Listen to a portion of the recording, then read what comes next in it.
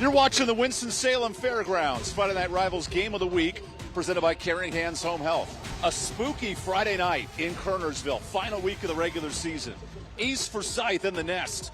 They welcome the Reagan Raiders, and a great Friday for high school football.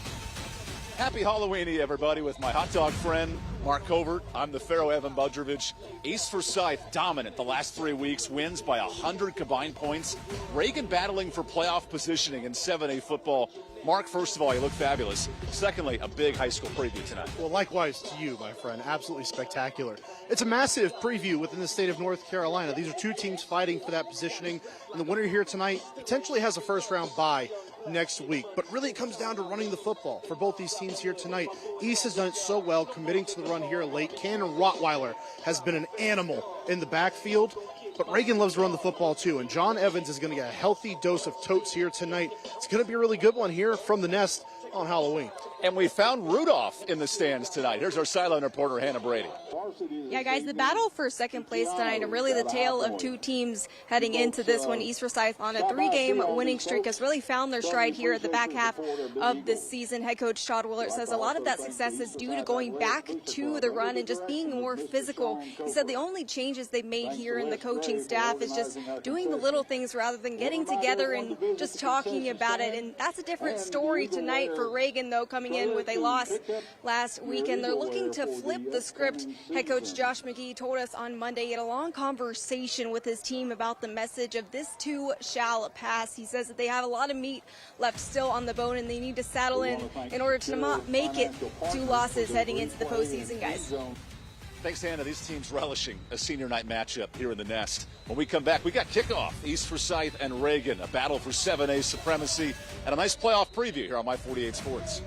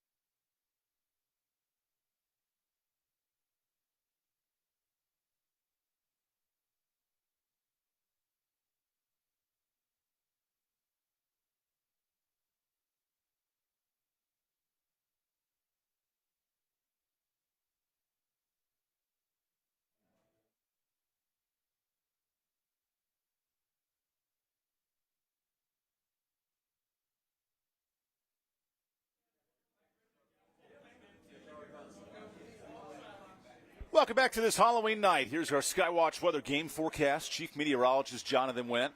He's predicting cold weather, but pretty good-looking weather tonight here in Kernersville. It is perfect football weather. We're at peak season for foliage, although, of course, we won't see that now this evening. But it is as close to football weather at its peak point as we're going to get, Evan. 18th all-time meeting, Reagan and East. East has dominated the recent series. How do the Eagles continue that trend? Well, both of the keys tonight, really, for both teams are very similar, for good reason. At this point, you are who you are. You do what you do.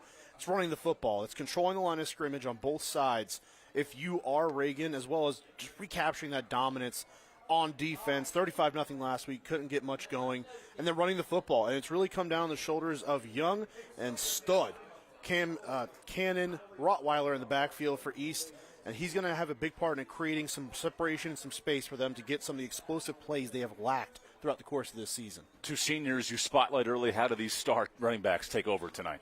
Well, defensive lineman, really, and King Kalama is a monster along that defensive line. Just one of the better defensive linemen we've seen come out of Reagan, and that says a lot. They've had a couple studs go through there.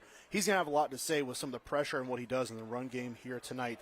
And you can't really go about talking about the defense from 1-0 to the other. On the other side, Adrian Solomon Jr. is a heat-seeking missile. He's the vocal leader, not just for the defense of the Eagles, but for the entire team. And he is a game wrecker at that linebacker spot. And now we're ready for some football.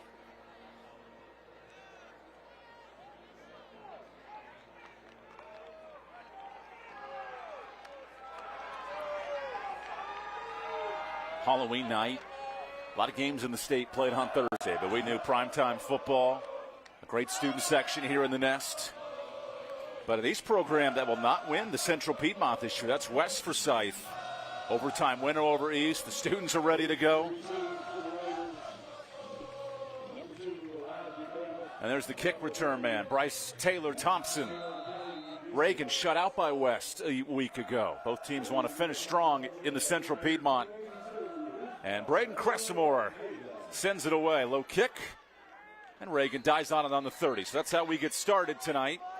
And it's in the hands of the NC State commit, Jacob Smith, senior quarterback, who this year, Mark, doesn't have the prolific passing numbers, but learning to manage this offense. And I think that's been important for what they've wanted to do. John Evans has been the guy toting the rock, and he's been great from that running back spot. But it means your quarterback has to manage the game, not turn the football over, and make the plays when needed. That's exactly what Jacob Smith has done this year.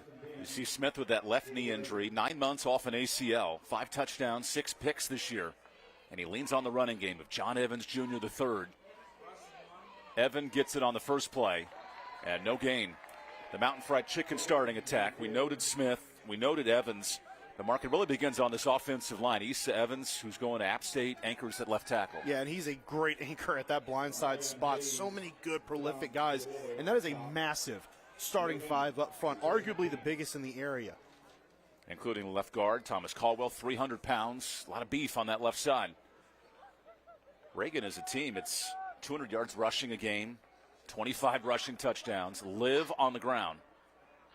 Look at this pursuit. Smith keeps it, and Jacob Smith dives short of the sticks, gains 8 that time. Pretty important play there, too. Obviously, you saw the commitment to Evans on that play defensively by East Forsyth. Those are the plays. When he's called upon, Jacob Smith has to make them. Great read, pulls the football out, and gets good yards. Tremendous pursuit from Isaiah Edwards and Chosen Hyman, the 2 rush ends.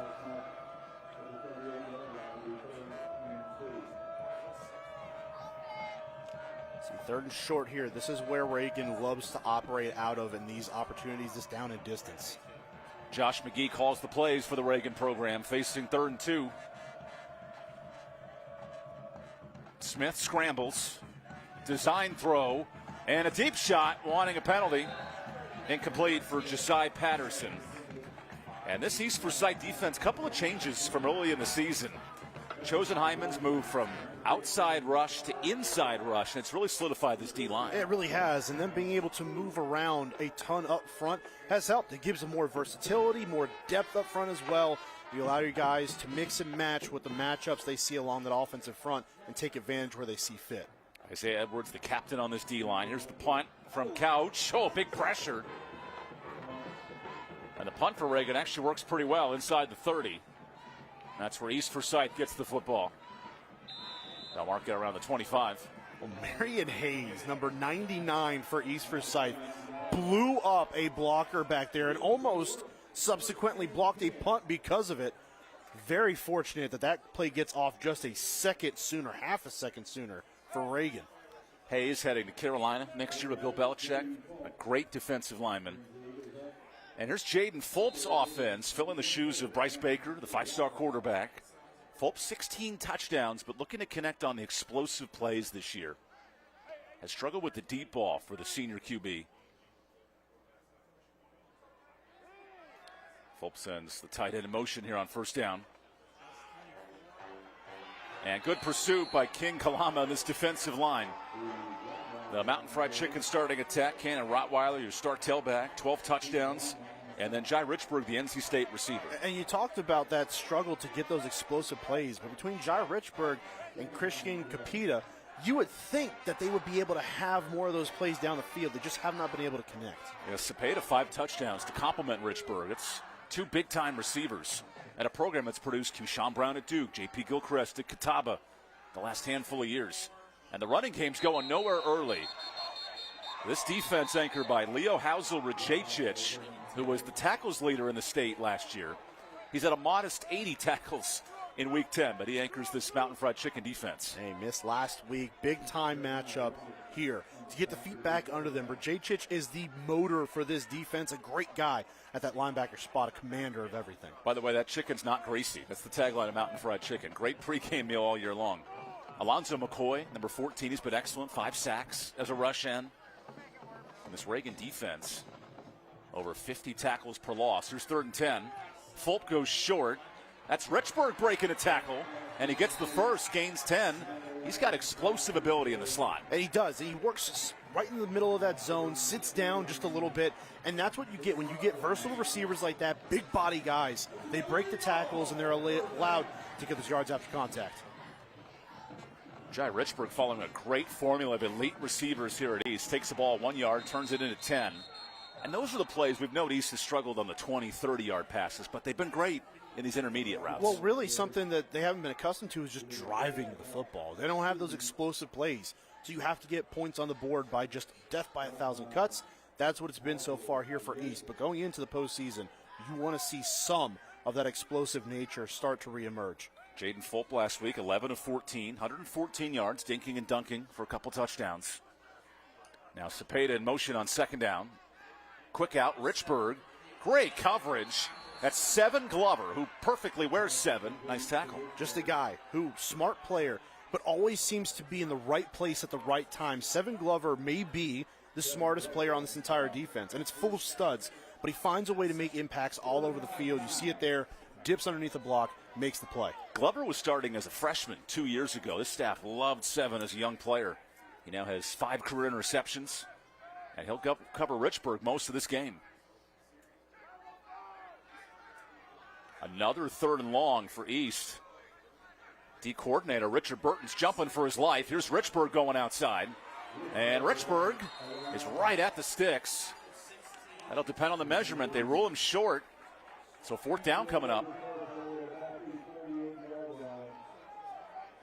Just shy. Good play design this time. Get around the outside. Looked like maybe there was a little bit of a hold on the outside, but the refs decided not to call that one. Nick Flowers with the stop, so it's 4th and inches. And here comes the power back, Craig McGee, in the game. Wildcat, Rottweiler, is spun down shorts. Great defense. And a stop on 4th down. Hausel-Rajacic again. Right on the money, just knifing through that offensive line. Makes the play there. Recognizes Wildcat set. You're accounting for one man. That's Cannon Rottweiler in the backfield, and Rajacic is there for the play. What a stop on 4th down. This Reagan defense can fly around the football. And now we have a turnover on downs. A lot of size on that front 7 of Reagan, but also a lot of speed. Smart players taking the physical ability they have and putting it to good use. Last week it was West Forsyth jumping up by 4 touchdowns in the first half, and Josh McGee noted, we were not ready for that kind of performance. Our offense just couldn't get going. And it's a gut check thing. This is one of those games, especially late in the season, it's going to galvanize your team one way or another. You're going to find out exactly where Reagan is. They're making the postseason, no doubt about it.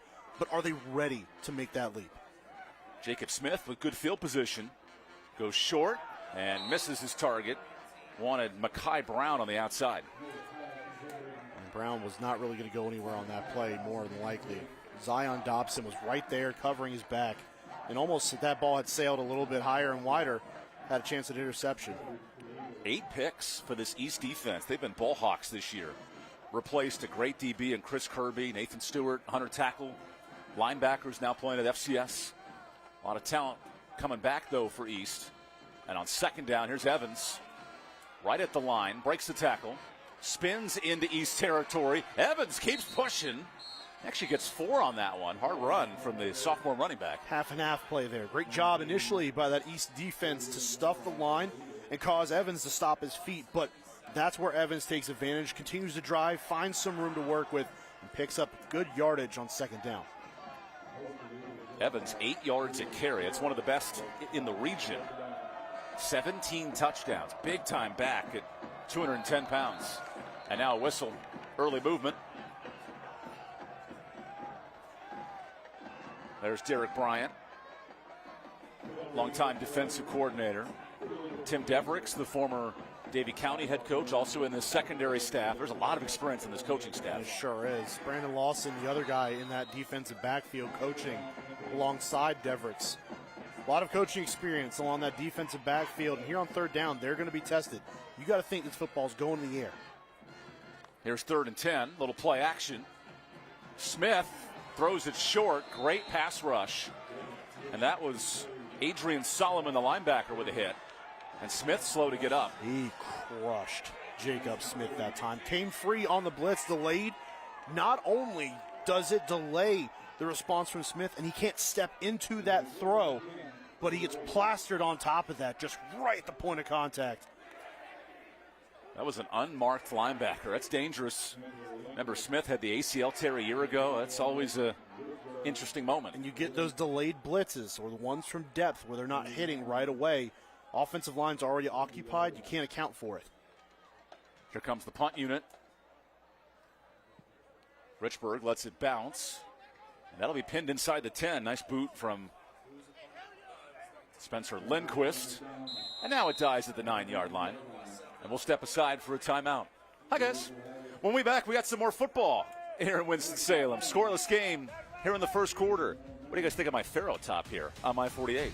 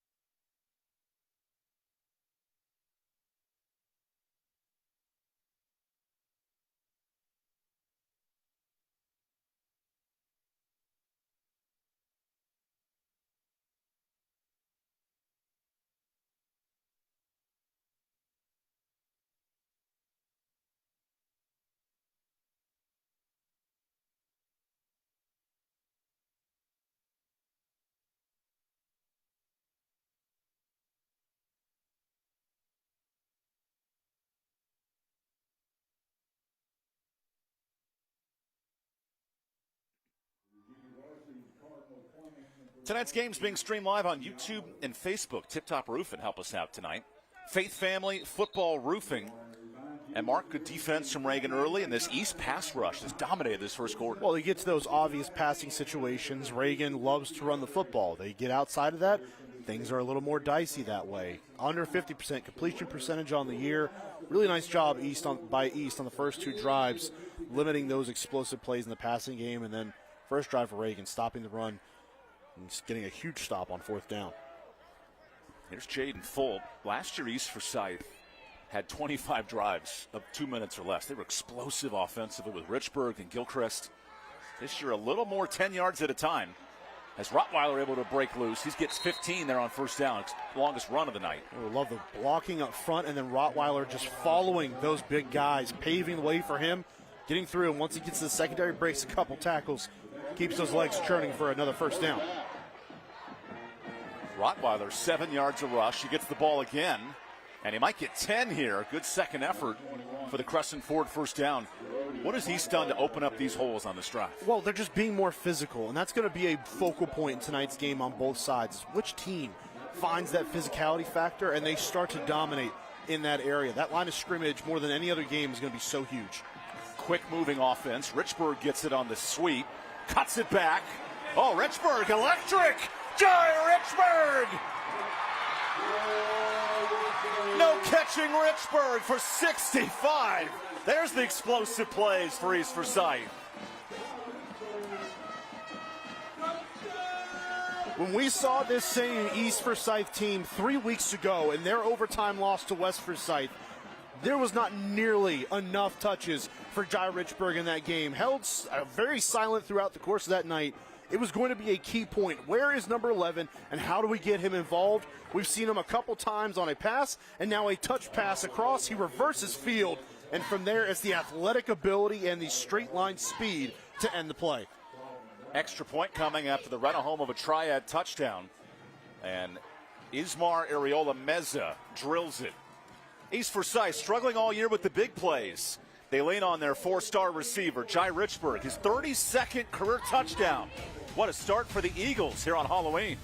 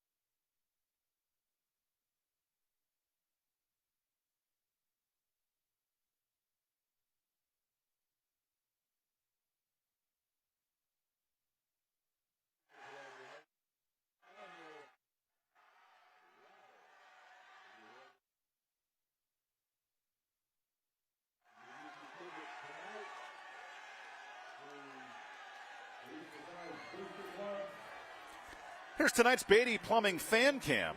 Do you know a straight flush beats a full house? And here in the Nest, his students are fired up after a 65-yard touchdown. Yeah, they should be, right? Finally, an explosive play for this offense. It's been trying to find it so much this year after being so successful on creating those big plays throughout the course of the last several seasons. And that man right there, Jai Richburg, creating some noise early on. 32 touchdowns for Richburg. And keep in mind, last year's offense, 100 total touchdowns. It was up and down. Bryce Baker leading a double-digit win season. This year's team more defensive-minded. Todd Lord said, we have a championship defense. Need a little more from our offense to make a move in the playoffs. And a short kick goes to the 30.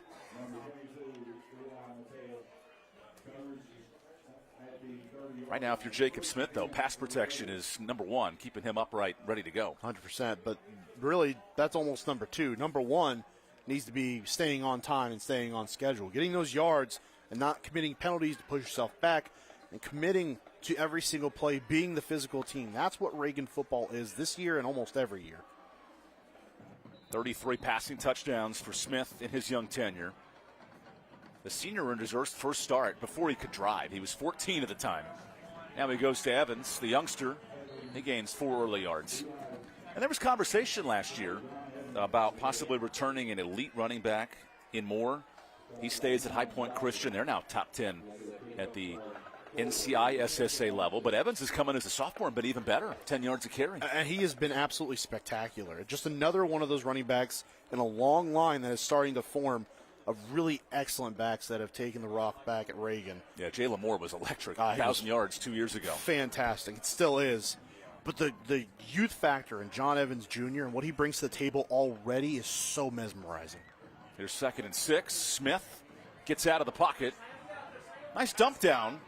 There's Evans. Breaks it out of one tackle on a hard hit in the secondary from Zion Dobson, the sophomore corner. I like it by Jacob Smith there. Didn't love the initial decision to break the pocket and get outside. He's pressured because he does, but recognizes Evans slip out, makes a smart play, just dumps it down, let your stud back go to work.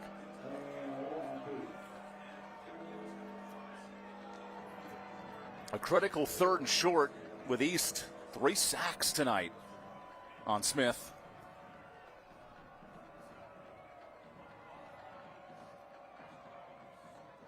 And Josh McGee is talking to the referee this entire play. And now a whistle. Remember, at halftime, we have the Medical Minute presented by NCDHHS. They manage the delivery of health and human-related services for all North Carolinians. NCDHHS. We'll give you a little halftime update there in a few moments. Josh McGee not liking the call that's set up 3rd and 2. So he'll talk it over. 15 years now at Reagan. He's the second longest tenured coach in the region. Behind who? Todd Willard. Yeah, exactly. His good buddy. And they said, most of the time with your competitive coaches, you don't talk, you don't communicate.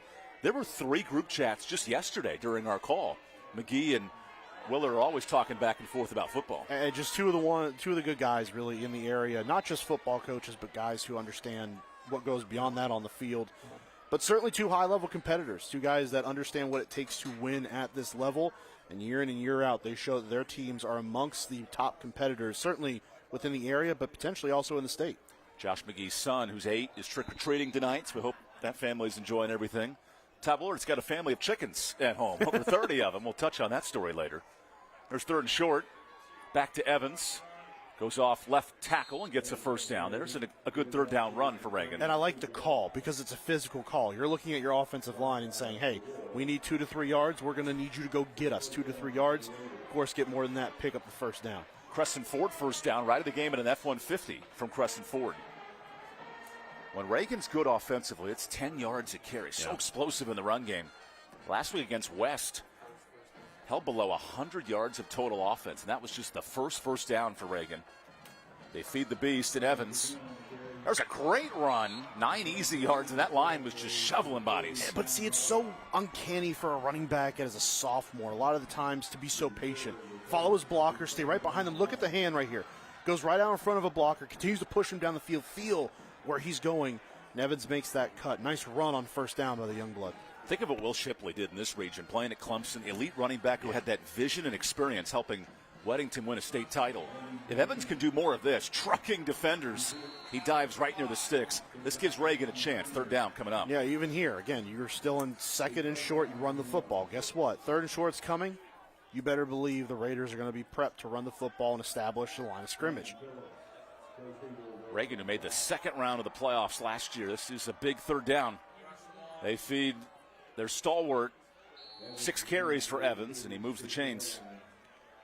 This is where, for East, you got to be careful because you're going to see run, and they can't lull you to sleep and go up over the top. So defensively, these backs have to make sure they are having their awareness on 100 and not allowing to get a football over their head. That was very social media trendy of you, on 100. 100. The explosive receiver is Elijah Davis, who also is a running back / receiver. They put him in a lot of spots. Reagan with its best field position on this drive, 1st and 10. Here's the play action. And a deep shot. And a lot of contact. Carson Bowman draws the flag. He knew it. Penalty on Zion Pleasant.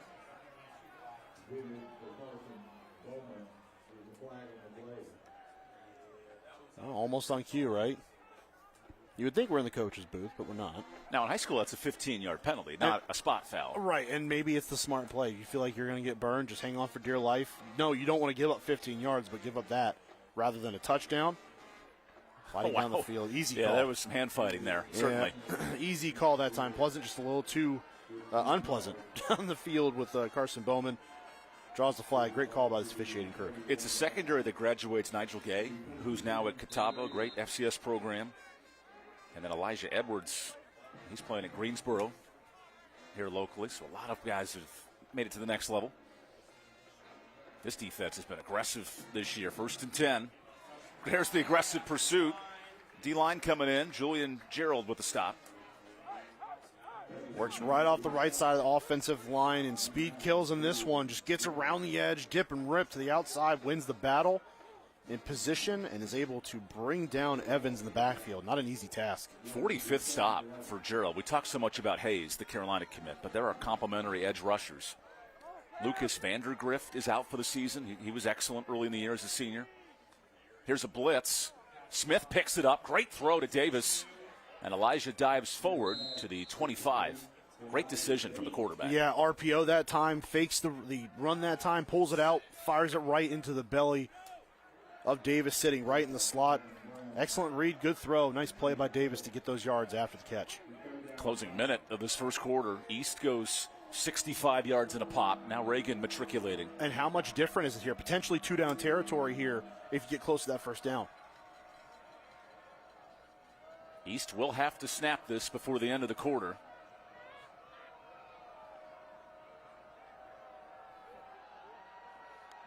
Smith, high snap. Evans gets the block. Look at Evans stretch it outside. And he's in to the second level, now in the red zone. Thinking pass the entire way, and Reagan sticks to their guns, gets it down. Great job by Smith to bring the high snap down, get it into the belly of Evans, and let him just run off the right side. That snap was like one of those skee ball games you play at the state fair where the ball hits the side of the device. And it's up there. Flies up into the Cook Reynolds red zone. Great composure by Smith to bring it down, though, not to let it affect the play. Back to Evans. Breaks loose. There's Evans with a touchdown. 18th score for John Evans Jr. the third. He is a power tailback. And he puts Reagan on the board. All those bodies up along the line of scrimmage. This offensive line, hat on a hat. You pick up every single one. Evans watching patiently, breaks through, finds the hole, and strolls into the end zone for the first score of the night for the Reagan Raiders. 18-yard score for the 18th touchdown. I like when numbers match up like that.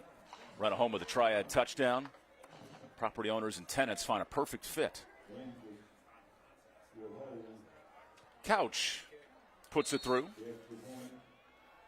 Nice response on that drive, going 70 yards in 11 plays. See that great cut by the young back inside, takes it into the end zone. What a job by this offensive line, just running down the throat of East Forsyth. That you don't see too many running backs jog into the end zone. Right into there. But again, all those guys up along the line of scrimmage, no one is home once he gets past that first level. That is as Reagan of a drive as you will see throughout the course of the season. Just running it, and eventually it breaks through. In a state where Tayshawn Martin may be the most statistical running back, right? 5,000 yards. Evans only a sophomore. I think in 1 or 2 years we'll be saying his name a ton. Keep an eye on him. He's one of those young backs. Again, only a sophomore. Just kind of has great size as well. For just a sophomore back, 210 pounds. You're kidding. But another back in this area that is full of fantastic running backs. Talked about Jalen Moore already. Moses Morris at West Forsyth. We saw him a couple weeks ago. I mean, there's quite a few stud backs. Rottweiler here on the other sideline. A power running back, too. That's impressive at the high school level. Here's the kickoff from Couch. That is not returnable. So East will get a play here to end the first quarter. Ball comes out to the 20 at the high school level. And this is exactly what Jalen Moore did 2 years ago as a sophomore. 1,500 yards, double-digit touchdowns. Then Moore goes to High Point Christian, who's undefeated, by the way, one of the last undefeated teams left in the state. I would love to think that he has a part in them being undefeated. They'll compete for the independent state championships the next few weeks. Complete sarcasm, by the way. We know he has a huge part in them being undefeated. 98%. Here comes a receiver in motion now. Catching the ball is Christian Cepeda. And Christian's got nice juice. There's 10 yards and a first down. Big part of this offense, finding a complement to Richburg on the other side. Cepeda's done a really nice job throughout the course of the year, getting better and better for this offense and allowing them to grow. And my apologies. They roll him short. Second and a yard or so, and that'll end the quarter. Through back and forth football. East apiece. Little Halloween treat tonight. You getting candy corn or Reese's Peanut Butter Cup? We'll find out after this break. Reagan and East in a fun battle through one.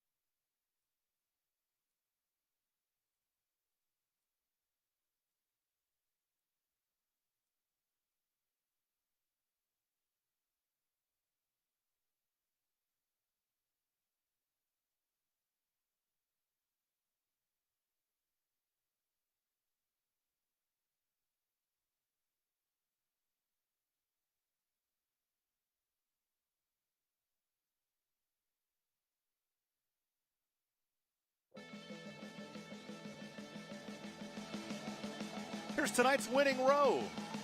Head to the ice skating rink at the fairgrounds that just opened. Visit WinstonSalemFairgrounds.com for dates and times. They get free tickets. They just don't know it yet, but they're pumped up. Yeah. It's a blackout night here at East. Halloween special. Todd Bullard in his cowboy boots, pregame. Everybody was dressing up. He was so excited to put on those boots. He was. He had the AD, Plaster, come out there, get our picture. And a short gain to move the chains on second down. He came up to the booth, saw all of us, including Hannah, dressed up, ready to go, and he thought we were messing with him. We told we were dressing up for the game today. That's a tip-top roofing first down. Todd Willard is a character. He's also a great dad. 11-year-old, 7-year-old at home. 60 chicken farm, 10 ducks. We got some duck eggs as well. Yes, we did.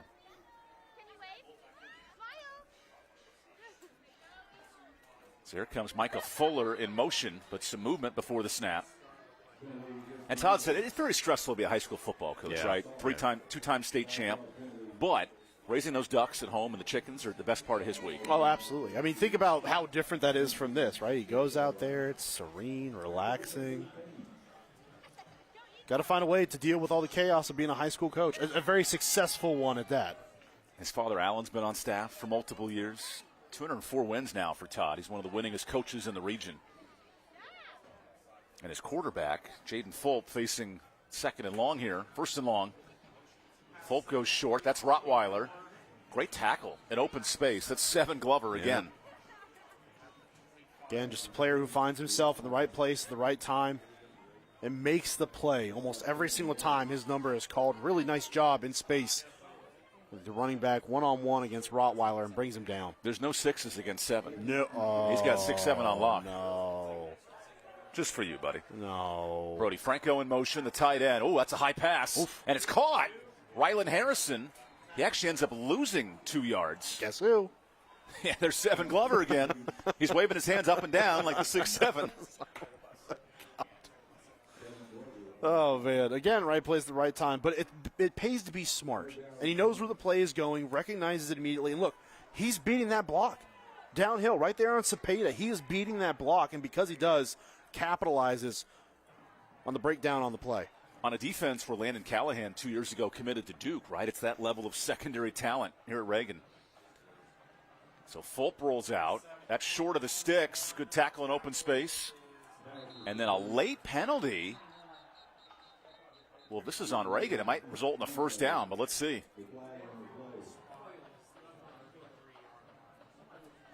Some of the offensive linemen for East were kind of putting their hands on their heads, wondering if they had done something wrong. Stevenson, one of the anchors at left tackle. And where the flag is, it's almost kind of interesting. It may be in the area of an illegal man downfield, but it should be a pretty quick call, given the fact that they didn't pick the first down up as well. Here's our lead official, Gary Overton.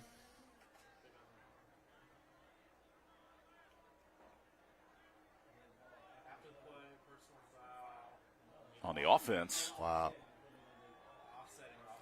So we have an angle of this. So it's important to note they were both after the play. So the play stands. So you get down the field. Nice play in the open space. You get your man down. Jonathan Long comes down from that corner spot, makes the play, but is after the play. Maybe there was just some activity off camera that we may have missed. Yeah, at least it's neutralizing, so it does result in a 4th and long here. East Forsyth, that'll run more punts than anybody in the Central Piedmont. Boots it away, good return, and great field position on the short kick. That's Carson Bowman bringing it back, 5 yards. Well, if you're Reagan, super efficient drive on the last score, 60 yards, double-digit plays. And now if you're Josh McGee, how do you continue to push the right buttons offensively? Just continue to push the buttons you done on the last drive. Of course, you need to make your adjustments, but the mentality needs to stay the same. You're leaning on your gigantic high school level offensive line to get the job done, move bodies, and allow that man right there, number 1 in your backfield, and John Evans Jr. to go to work. Harry Simpson, 275. Issa Evans, 290. The tackles, both are playing at the next level. Here's Evans. He goes right up the middle and gets 3 on first down. And that pile just kept moving, but now a whistle comes in. And Evans still standing right there at the 50-yard line as well. And Reagan is starting to become an offensive line powerhouse when you think of Sam Pendleton at Notre Dame, Spencer Webb at A&T. They start turning them out, and that has become certainly a focal point. But when you have offense like this, you have to have those linemen, those hogs up front to go to work. Coach Donnie Breinger's doing things right. We noted Nick Tobacco is coming over from Wake Forest, helping out with the O-line team. This is power football for the Reagan Raiders. Evans gets it. He is just pushing and churning and turning and turns 1 yard into 6. Let's see, even here in the second quarter, these are the drives that over the course of the game are going to wear down this defense. They're so committed to stopping the run, they can't. He's picking up the D lineman who tackled him. Yep. That's when you know you got a running back. And it's a defense that has a front that is not to be played with. Talking about Edwards, Heyman, Hayes up front. Those are guys, dudes along the defensive line. Solomon, Brown in the linebacking core. And Hayes is going to play Power 4 football next year, 99. Right. That's a big boy. This is their 6th third down. Reagan, 3 of 5 on third downs tonight. Here's a 3rd and short. Bowman in motion. Evans, there's the 1. And chosen him brings him down after 2 yards. Look at Hayes, 44 tackles. He just looks like a defensive lineman at the next level. And he looks bigger than what he's listed at. I mean, he's 6'1" on the roster, 300 pounds. I believe the 300. I think he's a little bit bigger than 6'1", though. Everyone is generously listed on the Max Brown's website. It's all for interpretation. Tip-top roofing, first down. Quick toss. Elijah Davis looks to stretch it. No gain. Great pursuit. That's Zion Pleasant, the senior safety. Certainly one of the areas where this East defense thrives, and they have for years. The sideline to sideline speed on defense has never been an issue for East Forsyth, and that's certainly not an issue this year. They're so good when they can stretch those plays out to the sideline. 40, a tackle for Pleasant. He flies everywhere. Him and Shaboyi are great safeties. Haven't said Dominic's name a ton tonight. Evans back in the game. 13 carries for Evans in this first half. He only touched it 8 times against West Forsyth in a 30-point blowout. Here's the timeout.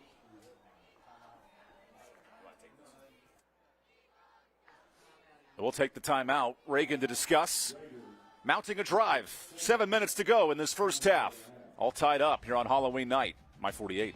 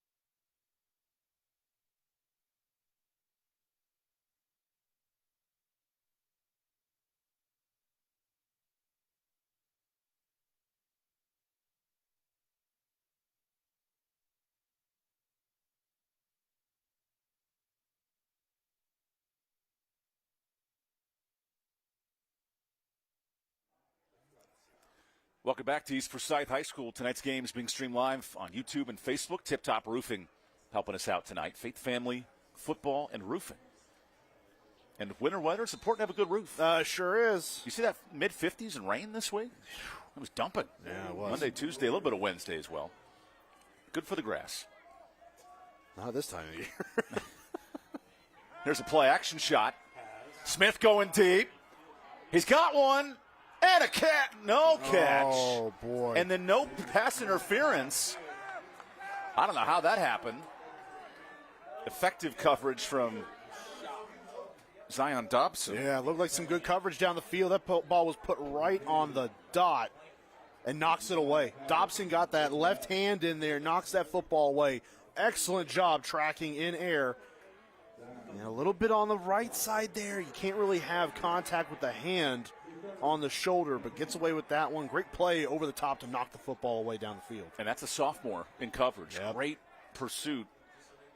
The ball-making ability of these young DBs, so fun to watch at this level. 3rd and 10 now for Reagan. Smith in a passing situation. Forced to move out, and he just chucks it out of bounds. No space for Jacob Smith. It's a bit of a wasted opportunity that time because they bring Solomon Jr. on a blitz yet again, and he is stonewalled by Evans in the backfield. So you get your pass protection this time, and now it's the back end. Receivers can't get open. Great job defensively by this coverage unit of East Forsyth. Reagan playing the field position game with Spencer Lindquist, the junior punter, who averages 38 yards a boot. Had that one punt that already sailed inside the 10. And no one's back for East.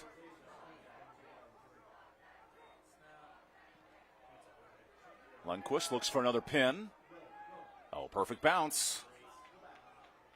And Reagan will let this die inside the 5. Well done to flip the field for a 41-yard punt. Not too bad. High school punter coming out here. 2 inside the 10. Well, there's no Connor Dunns like we saw at North Davidson. Oh, yeah. That whole Dunn family might be building a plaque at North Davidson High School. Multiple college kickers and punters. Not too bad, though. But good work from Lindquist. Sometimes it's those shorter fields that are a little more difficult because you can't just power your leg into it. Takes a little more finesse. Good defense from Derek Bryant. You see him coaching him up on the sideline. And now Jaden Fulp working from his end zone. On the ground. Nice hole for McGee. And McGee gets the first. He's out near the 20. Big run from the end zone. I think he may have lost track of where he was, though, because he gave up probably another 5 to 10 yards at the back end of that run. Not a solid white sideline. You see where he is right here. He keeps going. Oh, yeah, he realized where he was. Maybe. You see the coaches put their hand on their face, yeah. There's a gain of 1 on first down for the tip-top roofing run. Tackle by King Kalama. 17 and a half tackles for loss. This guy is everywhere defensively. Not too bad. Knows how to work the hands. The technique is there, and obviously the size. Just a monster up front. 6'2", 260. He grew up in the Congo, spent some time in the U.S. in middle school. Mm-hmm. What a great athlete. Speaks French. Just a great kid. Quick route to Richburg, and he's short of the sticks. Great team tackle. Started by Antonio Kelly, the junior DB. A great job by Kelly on the edge that time. We've already seen what happens when Jai Richburg gets loose. Kelly hangs on that time, backs him up, and waits for help to get there as well. Nice play at the cornerback spot by Antonio Kelly Jr. Fills the shoes of a college DB, Nick Hall, who's at the Division II level. 100 tackles last year for Nick at the corner spot. You look at these rosters. College players up and down East had 11 guys last year playing college. And here's Rottweiler. And Rottweiler has enough. They'll give him the first with 5.5 to go in the half. It's been very different tonight, Evan, with the way that East has run the football. 3 weeks ago we saw them. There was hesitation even from Rottweiler not getting down the field. Tonight, there is no doubt. He is running with conviction, getting a foot in the turf and getting upfield in a hurry. East leaning on Cannon Rottweiler. That was a fun 1-2 punch last year with Brandon Sutton coming in, the all-CPC running back. But it's been Rottweiler's show here in 2025.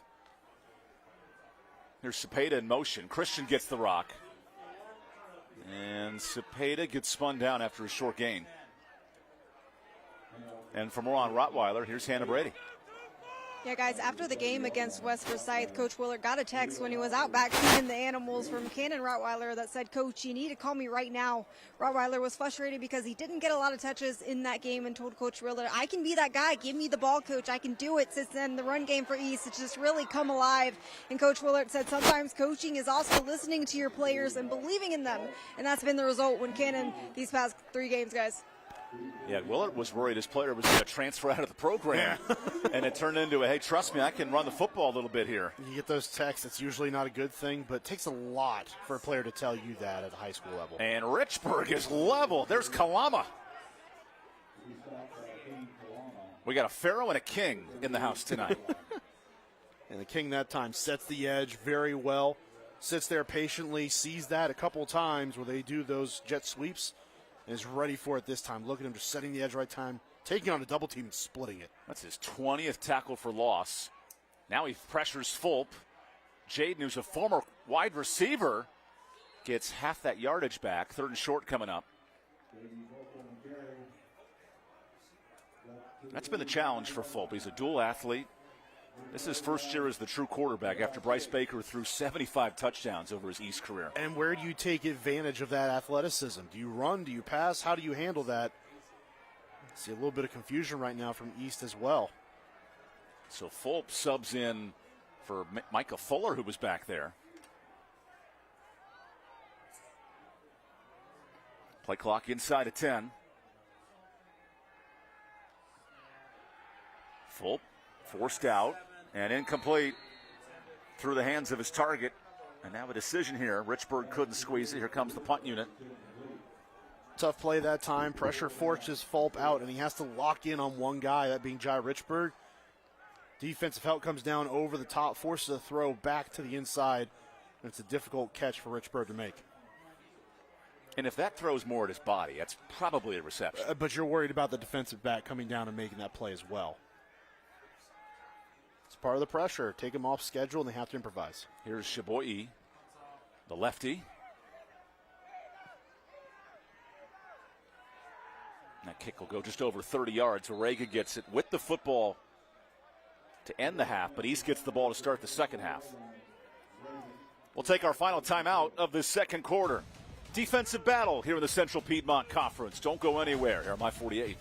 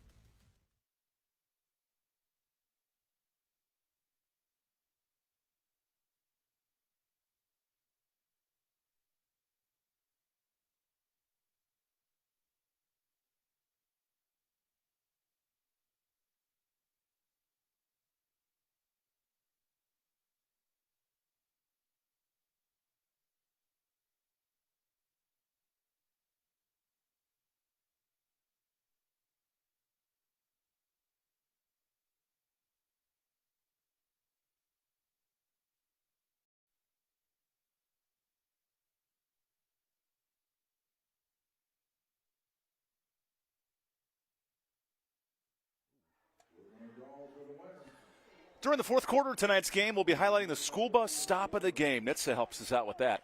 So the law in every state says drivers have to stop for a school bus when the stop arm's out. The red lights are flashing. NHTSA, our proud sponsor of that. And at halftime of the Medical Minute, NCDHHS, they manage the delivery of health and human-related services for all North Carolinians. A lot going on at halftime here in the next 3.5 minutes. It's senior night here at East Forsyth. Both Reagan and East will make the 7A playoffs, but seeding is up for grabs. Who can get a home game in the playoffs? And Jacob Smith, the senior quarterback, goes to work, feeds Evans. Evans gets out of one tackle and drags 3 defenders for 3 yards. Just a sophomore, so intelligent with the ball. Sure was. That time, though, he may have made a mistake because it seemed like early on he could have cut up field towards the middle of that defense. It was all washed away to the left side. He could have cut off of there and maybe gotten a couple more yards than what he did. Evans, the leading runner of 7A football. No one at this division has done a better job. Yards per game, touchdowns. And Coach Josh McGee said in 15 years of coaching, he's could be the best running back we've had, and he's only 2 years in. So 2nd and 6. They go right back to Evans, and he's right at the sticks. There's a first down. How do you manage the clock now if you're Reagan in this final drive? Well, they have to move with some tempo right now. Only have one timeout left in their pocket, so they've got to be able to move a little bit here. If they keep pulling off runs like that, helps them out a ton, but you've got to have some tempo here and get it moving down the field. Remember, Reagan was shut out last week after scoring 51 against Parkland. It's been a little up and down offensively here in late October. Shows you just how good that West Forsyth team is. They're top 15 in the state, West Forsyth, and have won the Central Piedmont. Beat both of these teams that are on this field here tonight. An overtime win against East. We had that on My 48. Play action. Smith's got a cannon. He fires for Bowman. What a snag. Carson Bowman to the 20. Well, there's the big play they needed. Get back into plus territory, 2 minutes left, and now you can work your offense as you have been with that one timeout. Jacob Smith goes back there, sits back, fires that one down the field, puts a little bit of mustard on it, and gets it into the hands of Bowman down the field. 47 yards to Bowman.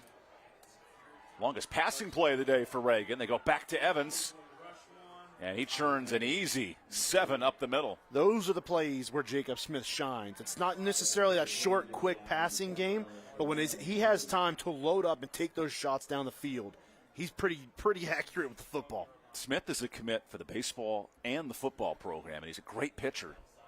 He's got a tremendous arm. Here's 2nd and 3. And some movement. Bowman right at the top of the screen.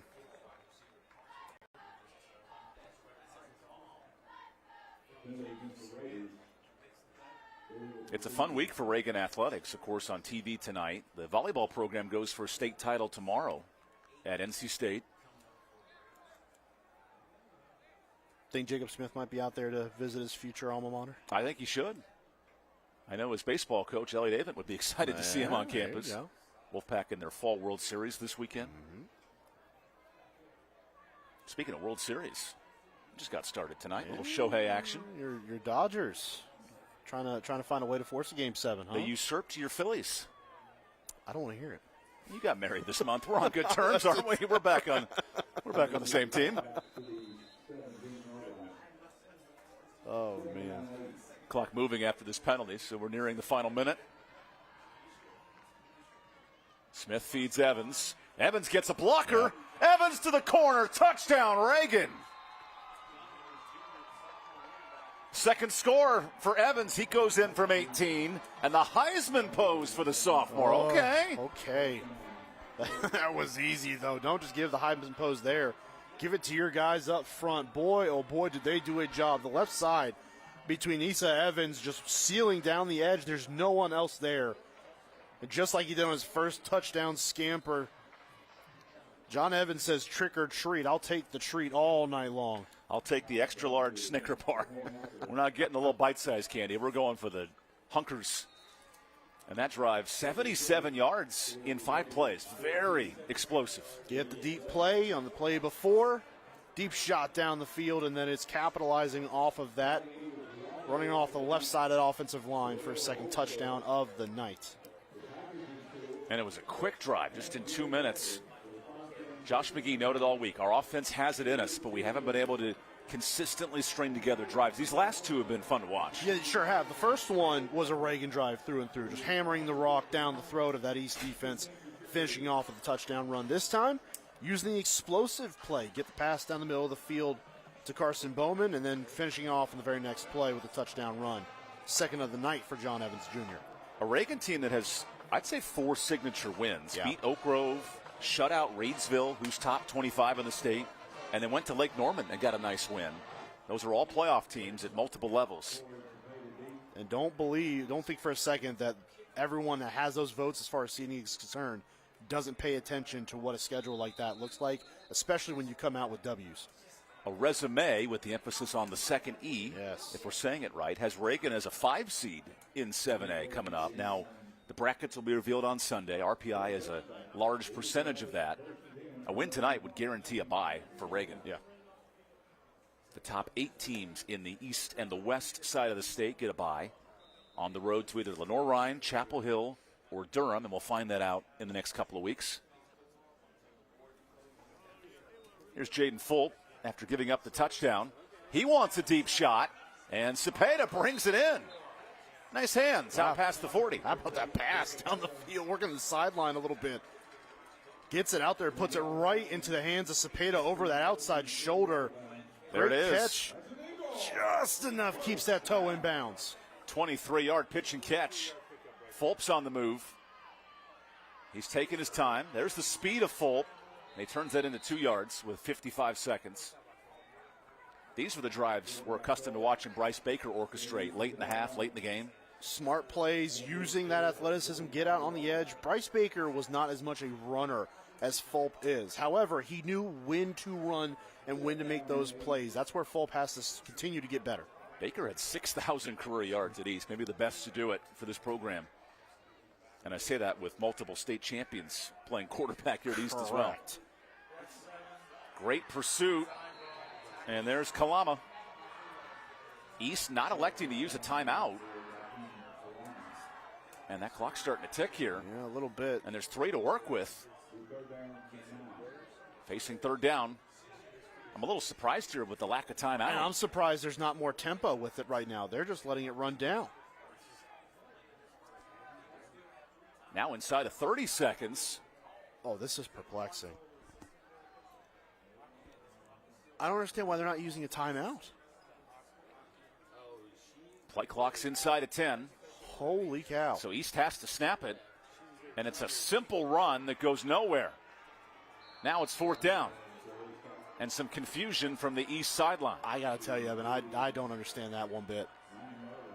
3 timeouts to work with. You had over 50 seconds left to go, and you let all of that go away. At midfield almost.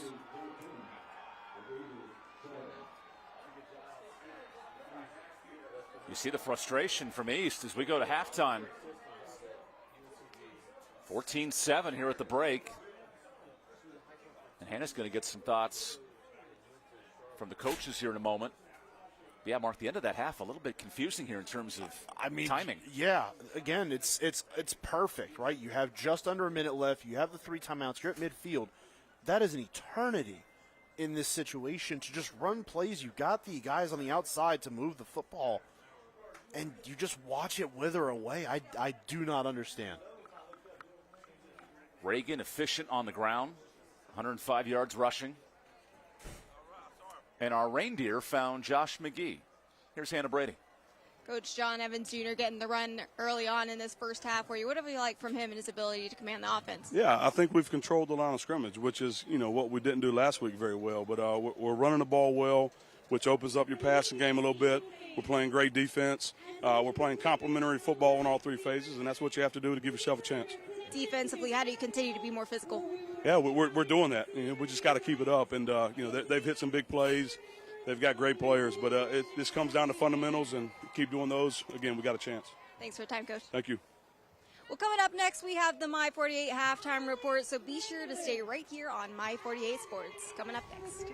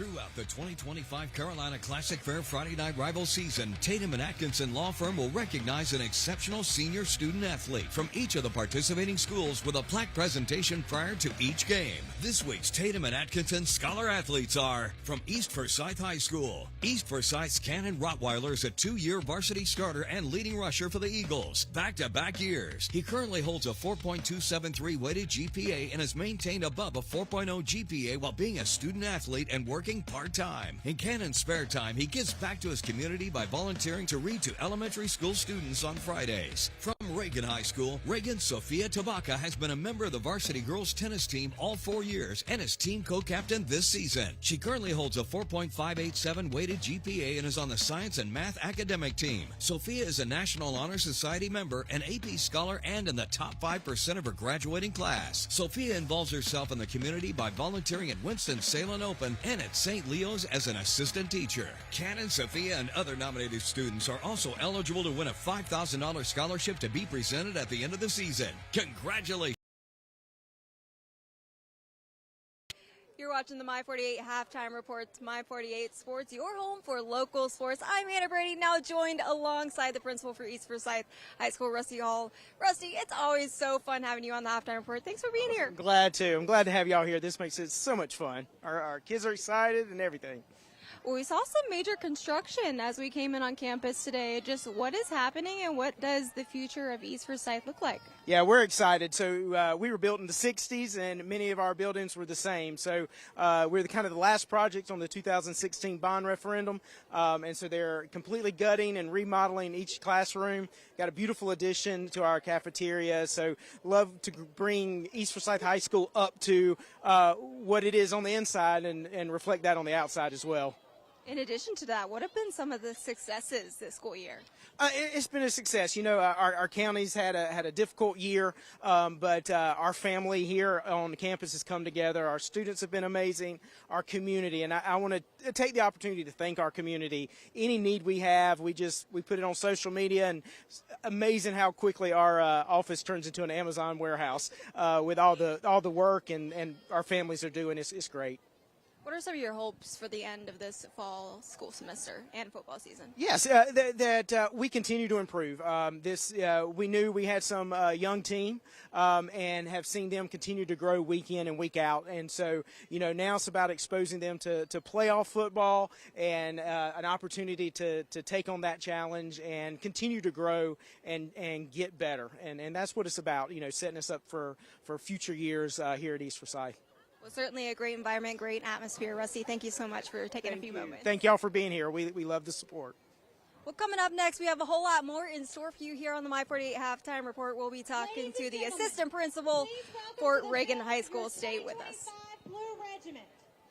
Student leadership includes Claudia Burke.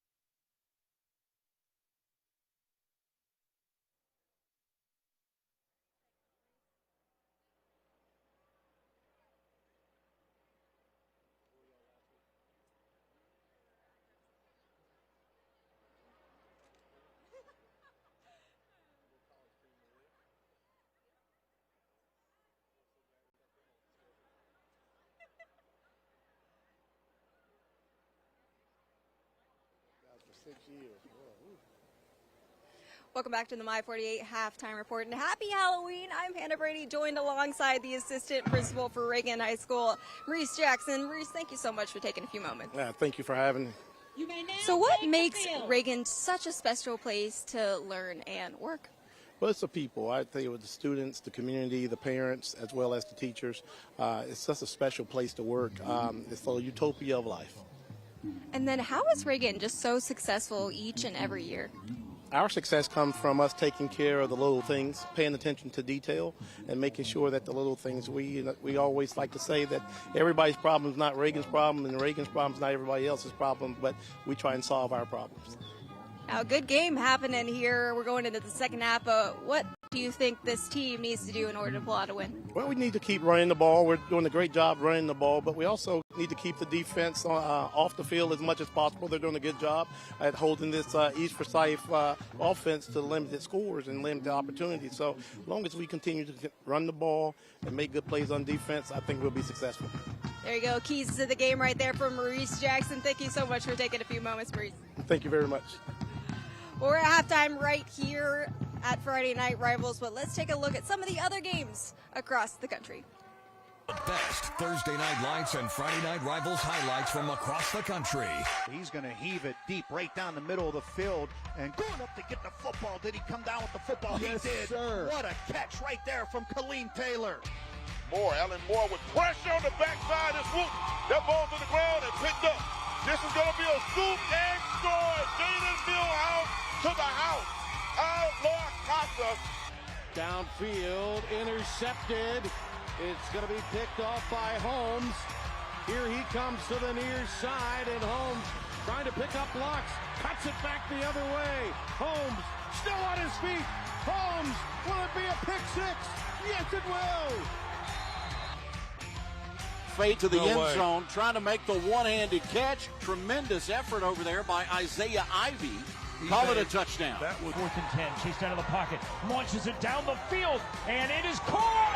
It's a touchdown. Oh, my goodness. What in the world? Playmaking ability is important. Beachy to the end zone. Touchdown. Oh, my goodness. The final play of the game. What a moment. Got your way. QB sneak wins the game. That's a fitting end of the season, don't you think?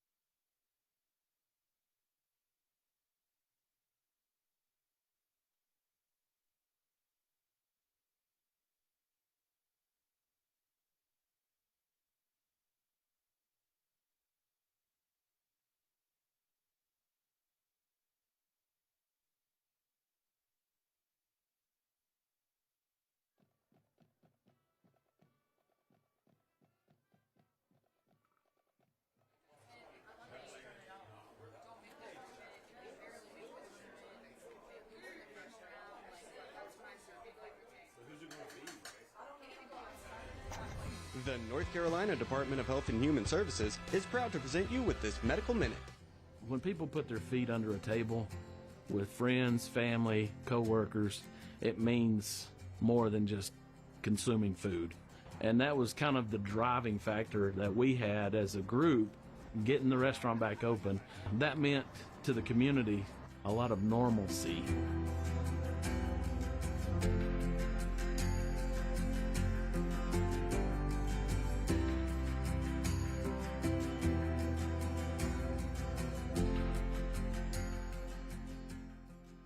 Our restaurants in particular, we went to every single one of them personally and talked to them, handed out brochures, and it was neighbor helping neighbor, and I'm so proud to work in this little small county where everybody helps everybody. This Medical Minute is brought to you by the North Carolina Department of Health and Human Services.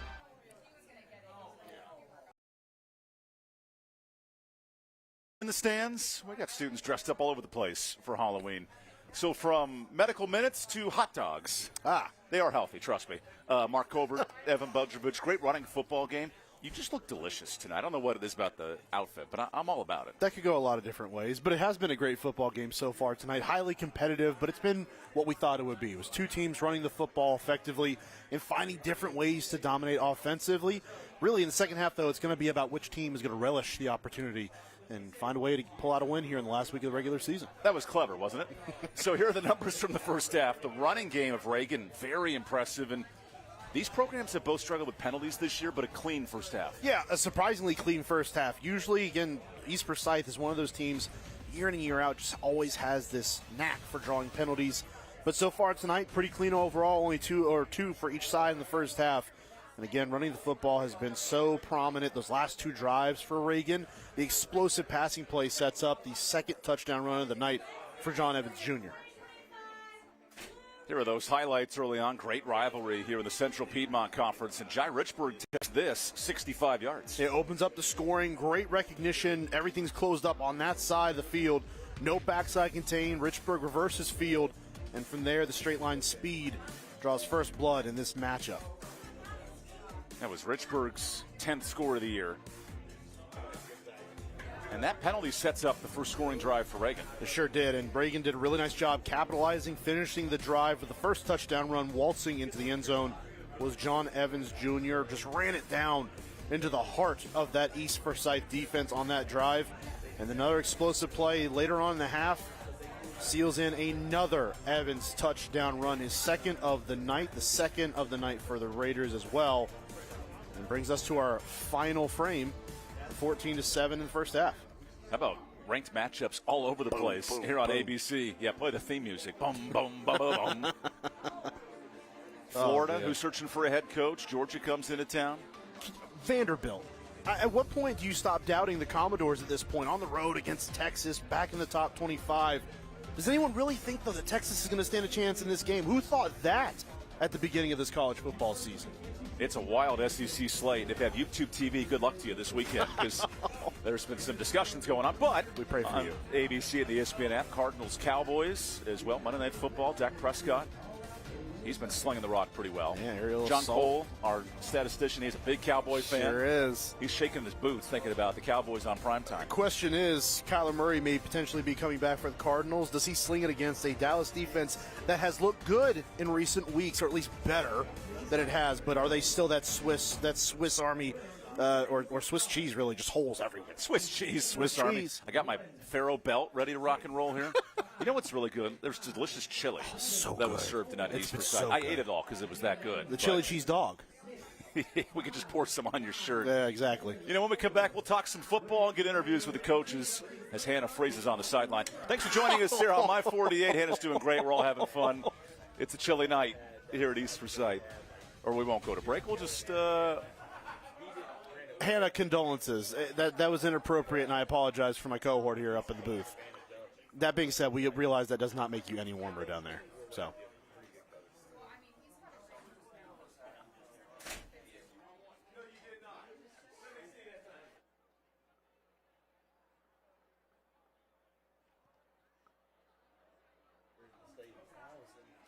Well, Mark, you had a busy week last week. Not too bad, right? You weren't doing high school football with us. I sure wasn't. Can only imagine why. You were getting married. I sure was. Wow, look at that ornate flower display in the background. Yeah. Was that your choice? No. Hey, an honest man knows their strengths and weaknesses. No, I could not say enough. Wow, the staged photos. Could not say enough. Look at that owl tattoo she's got. Yeah, kills it, right? Looks great in the background. Our wedding party alongside us. Just a perfect afternoon. Absolutely perfect afternoon. Wouldn't have had it any other way. Well, from great photos to great interviews, we're going to go down to Hannah here real quick. Coach, a little confusion there going into the half. What went on there? There's a lot of confusion going on there. You know, just we're missing a couple assignments. They've ripped off a couple big runs, and once again, offensively, we just got to make plays. We haven't been doing it all year, and we just got to find a way, make some explosive plays. I mean, some explosive plays. Jai Richford with a 65-yard run. How do you continue to get the run game more involved here? Yeah, I mean, we're doing pretty good I think we went away from it a little bit. We need to be able to push the ball downfield a little bit more in our passing game, though, too. Thanks, Coach. All right. Back to you guys. That's a coach who's ready to make some adjustments in the second half. Yeah. When we come back, we'll get you some football on tap here. East Forsyth, Reagan, 18th all-time meeting and a tight one here at halftime.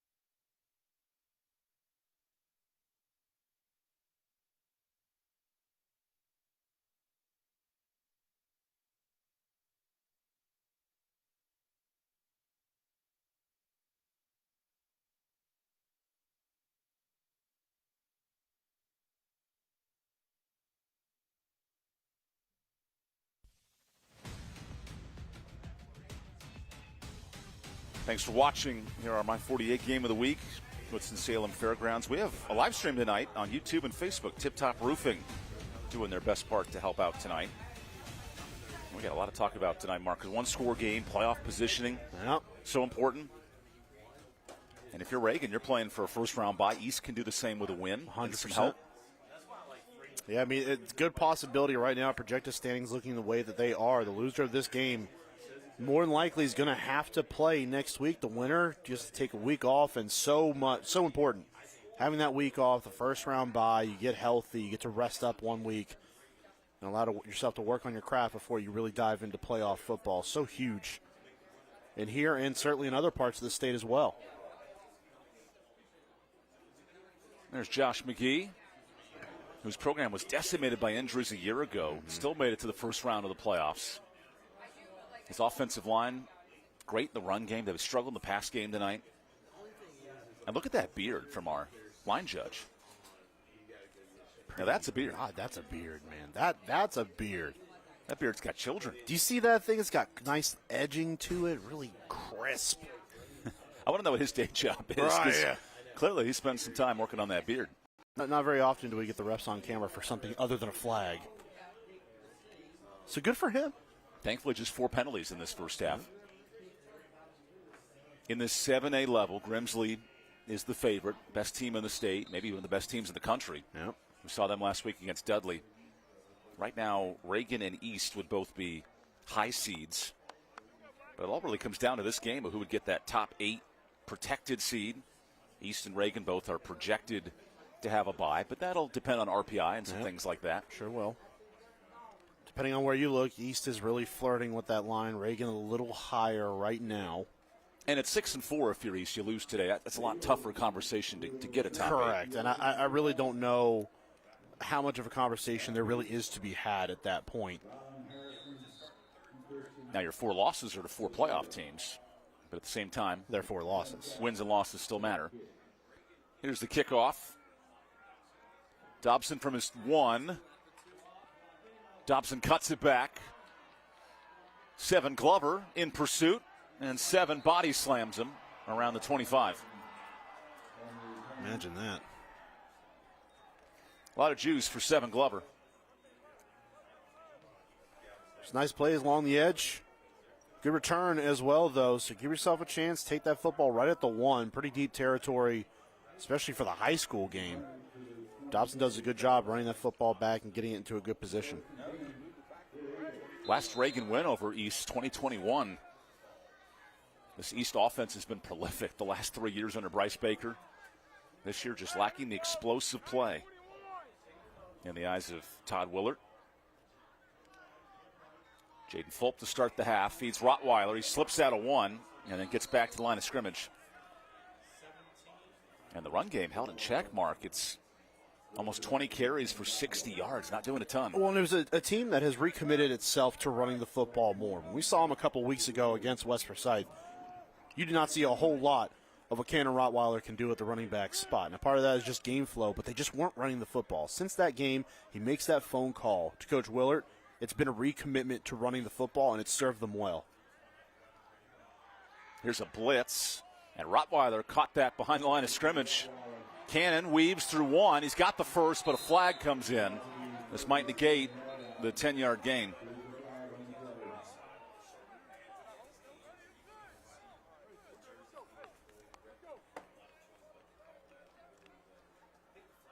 It certainly seems like it's in the area of a hold. Swing pass along the edge.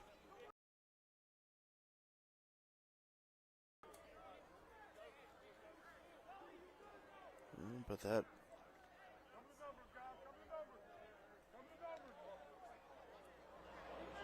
I don't know if someone's hurt. There's kind of like too many huddles going on right now. Now an official's timeout. Kind of odd.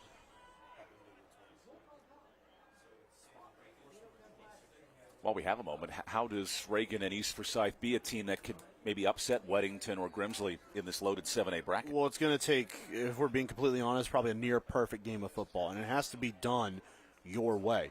Reagan specifically, running the football and playing exceptional defense along the line of scrimmage, using the size that they have in the trenches, bigger than most anyone else in the state. It's just, do they have the technique to go in there, play that perfect game, and get out while running the football and playing that kind of old-school style of offense, complementary football offensively, and smash-mouth defensive football. East Forsyth, kind of the same pattern, but it's going to take more explosive plays. We know they're capable. They have the playmakers to do it. But can they generate those explosive plays on a regular enough basis to offset what those higher-ranked teams in Grimsley and Weddington want to do? They're 2nd and 17 after the penalty. A slow end of the first half for East offensively. They left 30 seconds on the clock in midfield. Now Fulp faces a blitz, and he fumbles it. Turnover, scoop and score, 7 Glover. This man's been everywhere the last 3 years, and Glover's all over it. Right place at the right time. He is everywhere he needs to be when he needs to be there. A smart player gets out on the edge. See him right there in the middle of your screen, spying. Great job by the rush, getting there, forcing the fumble. Trevor Willard puts the ball on the ground, or gets the ball on the ground out of the hands of Fulp. And Seven Glover makes yet another play, this time for 6.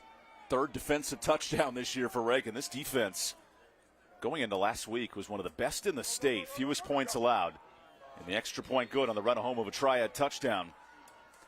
So how about Seven Glover putting a name on his back, the junior, with this huge scoop and score. Opportunistic football. You create the turnover, you pick it up, you scoop, you score in time for 6. And Reagan takes control of this one in the third.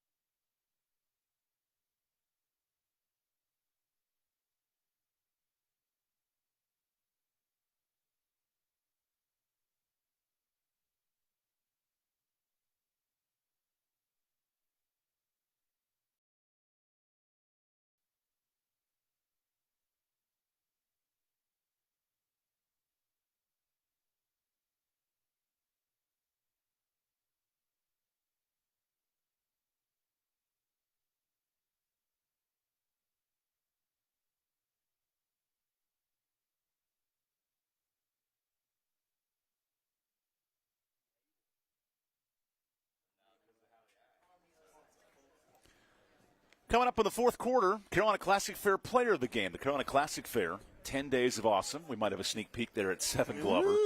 Also in the fourth quarter, Caring Hands play of the game.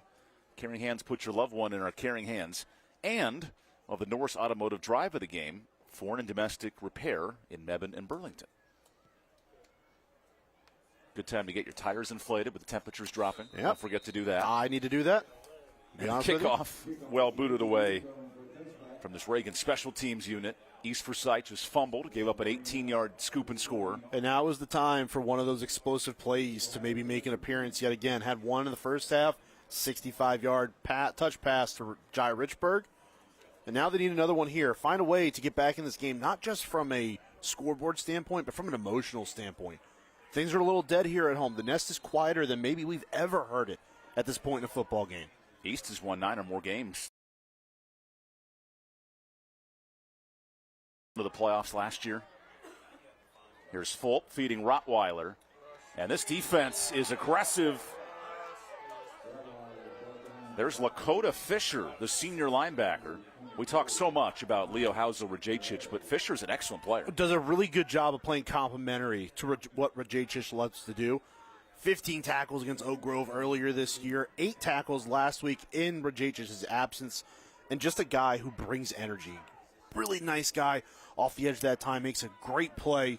Good complementary football at the linebacker spot. This D-line is getting after it now. Richburg breaks loose. And Jai Richburg drags a couple of defenders. 3rd and about 5 coming up. That's Jai's 7th catch. Really nice job, though, getting yourself into manageable territory here on 3rd down. Quick, easy screen pass to the outside. Doesn't break for a big gain. But now you open up your playbook a little bit more because you're at 3rd and medium as opposed to 3rd and long. Richburg, the NC State commit. He's been a heavy receiver. 7 of the 13 passes for Richburg.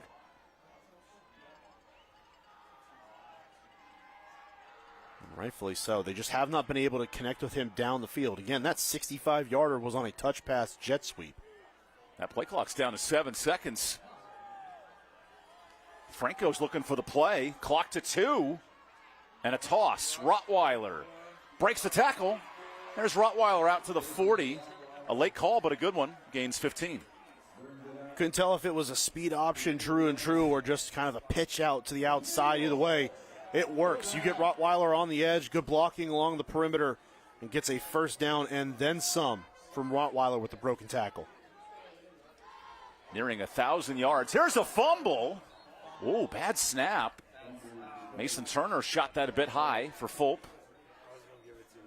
It's interesting because Mason Turner has come in there, and I don't know that I put that one on him. It looked that's like a decent snap. Yeah, Fulp has got to hang on to that football. It's right there at his head. But it's been interesting, Evan. Mason Turner moves over from the guard spot to center, and all of a sudden, those running issues they were having, they're better. You can start to run the football more effectively. So moving around those offensive linemen into new configurations has helped them a ton. It was a game of chess reorganizing the offensive line last week. Fulp goes deep. Richburg almost picked. Great coverage from Antonio Kelly. But if that ball's thrown towards the sideline, Richburg might score. Yeah, absolutely. It was right there with DBs on this defense and anyone you're going to put on him around the state. And as they go up and get it kind of ball, but you're right, Evan. It gets thrown to the outside. It's almost like it gets taken away for a second by Richburg, too. 3rd and long. Fulp scrambling. Fulp just keeps running, and Glover forces him out. 4th and long coming up. There's 7 Glover again. So now here, what do? Looks like they're going to punt it away. Glover with 8 tackles, a fumble recovery, 3 stops for a loss, and it's still the 3rd quarter. I still think this is the right decision as well, just to punt this football away. Sometimes Willard will get a little more aggressive, but 4th and almost 14 yards to go. You can't risk it with this field position, only down 2 scores. Here's Chaboyi. East is not an elite punting team, but that ball takes a nice bounce inside the 30. And it flips the field 30 yards. Now, this is a style of game that Reagan can play. And they are certainly asserting themselves from the physicality standpoint. There's a clear edge to that Reagan sideline through this point in the game. And as it has worn on, they have continued to get more and more of an edge there right now. And is led the charge by that man, John Evans Jr. Almost 100 yards in the first half, those 2 touchdowns. He was the bell cow we expect him to be. Evans 2 weeks ago, 275 yards and 4 touchdowns. He gets the ball here, and O'Marion Hayes is all over that one, combined with, 7 other players? No gain on first down. I think from what we've seen here through the first half, I'm putting the football into the hands of Jacob Smith if I am East Forsyth. I'm committing everything I've got to stopping Evans on the ground and putting the game in number 5's hands. A short gain for Evans, but he's averaging 6 yards a carry. You've got to make this Reagan offense challenge at some point. The counter run. Oh, nice pursuit from Isaiah Edwards, the captain. He's all over it. Moving Edwards from the interior to the outside edge has opened up these rush lanes for East Forsyth. Get him outside, use that length. Heyman goes inside. It's been a nice change up to the rotation along that defensive front.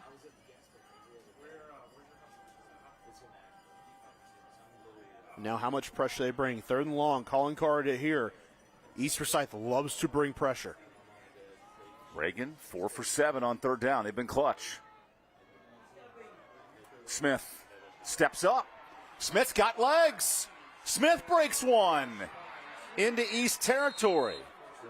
And the East defense thought there'd be a false start. Instead, it's a 20-yard run. And certainly may have gotten away with one along the right side of that formation. But that all being said, no flag is thrown. Late pressure comes from the Eagles defensively. Smith recognizes it, steps up, and gets outside. Nice play. Again, make the play when your number is called. Really nice job by the senior quarterback to make one there. Officially 23 for the 2-sport athlete going to NC State next year. A rare running play for Smith. He's been held in the pocket most of the year. Evans just keeps pushing that pile. I think it's also important to note the willingness to run, though, from Jacob Smith. In a play like that, you know you're coming off that ACL injury. A lot of guys are more hesitant. And at the beginning of the year, he may have been. You don't want to take that contact, in the back of your mind, continue here, that injury nagging. Years gone on, you become more willing to go against it. Well, Smith hasn't had the big numbers of his sophomore campaign. Very efficient here as a senior. He faces a 2nd and 7 after a nice run for 23 yards.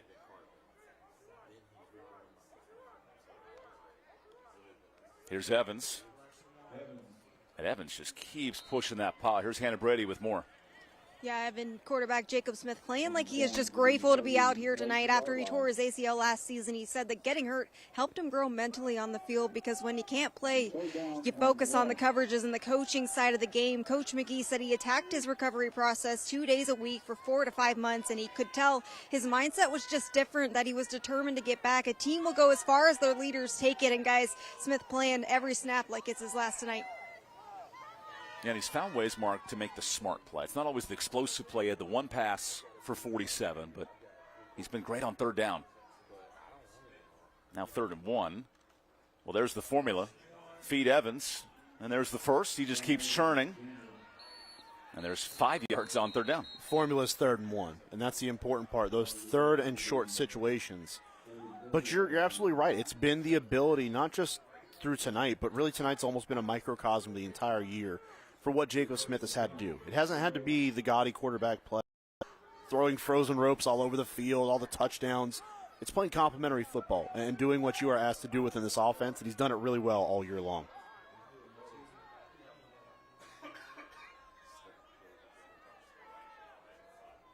Seven-play drive for Reagan. They are churning the running of the football. And Kelly slips through a couple tackles, gets 5 easy yards.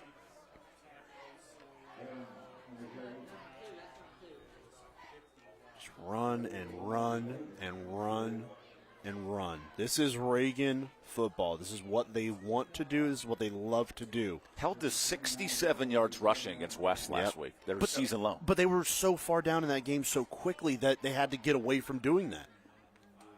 Yeah, this week it's been 6 yards a carry, very efficient.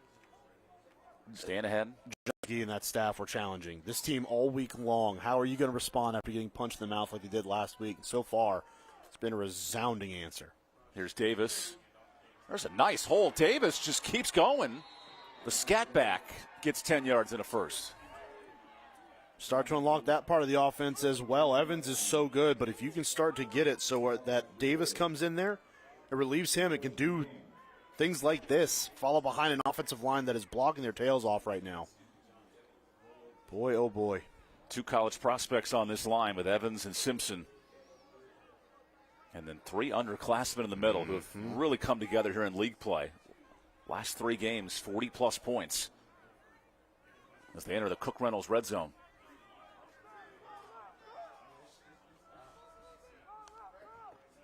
Evans again. Cuts it back. Another productive. I mean, these 5-6 yard gains are just brutal for the defense. And these were the gains in the first half that are going for 2 or 3 yards. Now they're starting to open up a little bit more because the defense is getting tired. This offensive line is taking control. They have a good feel for the game right now. Play calling is crisp. They are not doing too much, just handling their business, going down the field. And it's been 5 to 6 yards a clip on this drive. Facing an East defense that have been the strength of this team in 2025. And they've already run off 5 minutes on the clock on this drive alone.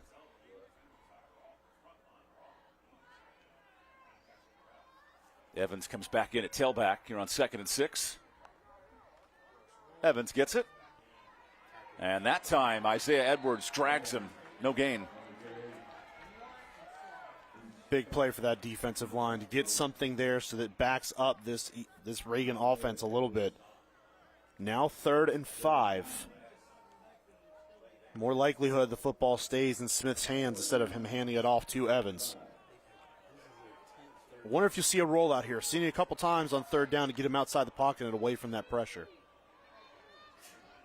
All game long, Jacob Smith making great decisions on 3rd down. 2 straight touchdown drives for the Reagan Raiders who want to clinch a bye in the 7A playoffs. Play action.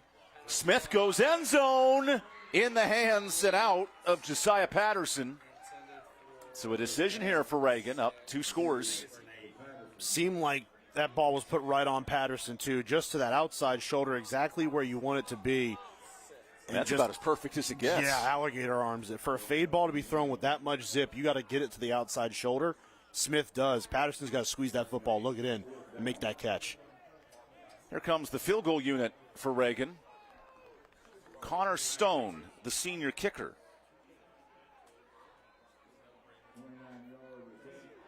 Here's the 29-yarder for Stone.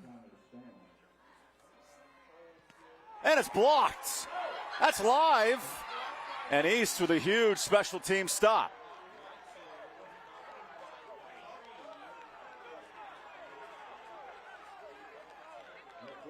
Well, Marion Hayes in this D-line breaks down this play. Get your hands up, throw them up there, get it up into the air, and bring that football back down. Great special teams play, and Chaboy comes down with it.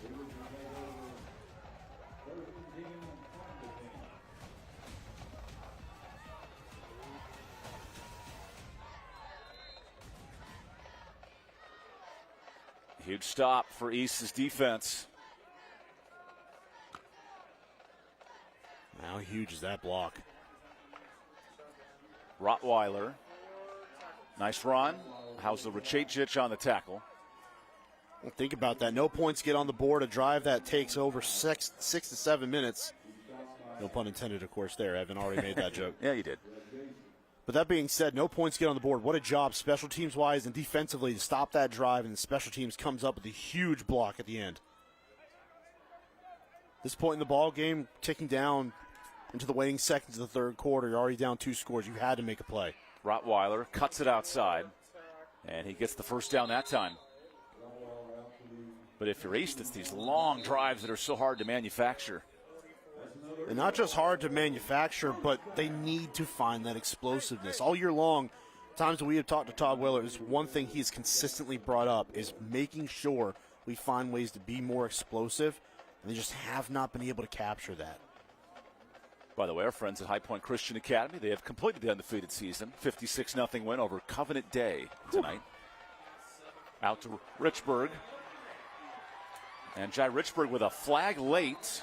We'll get 13, but that's coming back. And that holding certainly appears to be within the area of that along the edge. Yeah, that drive was 6 minutes, 24 seconds, but no points. Because a 3-score game might put this out of reach, but keeping it 14. Correct. Congrats to our friends at Central Davidson, winning the Mid-Piedmont Conference, 9-1 this year. How about that? 5-0 in the Pac-7.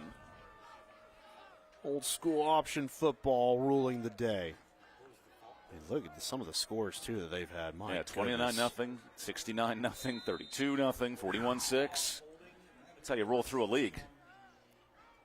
Oh, no. Quarterback elect to go and just chucks it. And that ends the third quarter. Some confusion here for East. And we'll go to the fourth quarter. East Forsyth searching for answers here in Kernersville. It's all Reagan so far. Final 12 minutes of the regular season when we come back.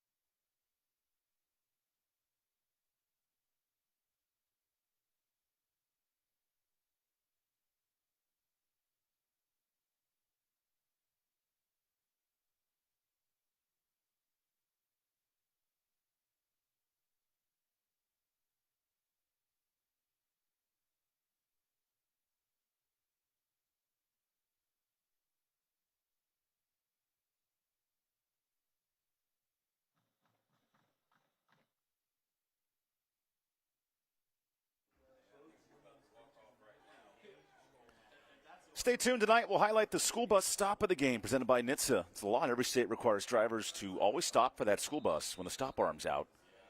Here in the fourth quarter, Reagan's defense wants to put away this game up 2 scores. East had some confusion on the final play of the third, so Jaden Fulp runs out. He goes near the sticks, and Richburg just keeps chugging up the sideline. He's right at the first down. They might give it to him here. And close, yeah, they sure are going to give it to him. Nice comeback route, works the sideline, good pass. Sometimes it's just about getting the football into the hands of your best weapons. Jai Richburg is certainly that within this offense. Well, an 8-catch, 100-yard game will certainly help. In the state, Tyreek Cooper leads North Carolina 1,200 yards out of Kinston. Richburg nearing 1,000 yards himself. And a nice run there on first down. This is the formula, though, for East. If they're going to win games, it's going to go through Jai Richburg's hands. Yeah, it is, and it has to. I mean, you're talking about a guy that is going to beat most of the corners, certainly in the area and probably in the state. It's going to take some really good corners, and they are out there. But just the size-speed combination that he presents and the way he is able to play that wide receiver position, running the route tree, securing footballs, breaking tackles, has like a DK Metcalf feel to him. Nice snag by Rottweiler. And then he explodes for 5 yards. That'll move the chains. That was a difficult catch, too. It sure is. And East, you have to understand, down 2 scores still, but you've got time here. Whole fourth quarter still left in front of you. You've got time to operate your offense as you normally do. Rottweiler gaping hole to the left side of that offensive line takes advantage. Rottweiler with those Spider-Man hands to snag it. Is it Peter Parker or Spider-Man? Rottweiler gains 3. We know to Richburg's nearing 100 yards. So last week, some of the best receivers in the state. Our friend Henry Kyle from Bishop McGuinness, 113 yards as Bishop wraps up a 9-1 season. They're rolling at 1A this year. It's been a lot of fun to watch. A lot of the teams in the area very successful. Bishop McGuinness has been a powerhouse at their own level. What a turnaround under first-year head coach as well. Now 2nd and 7. Fulp goes short. There's McGee.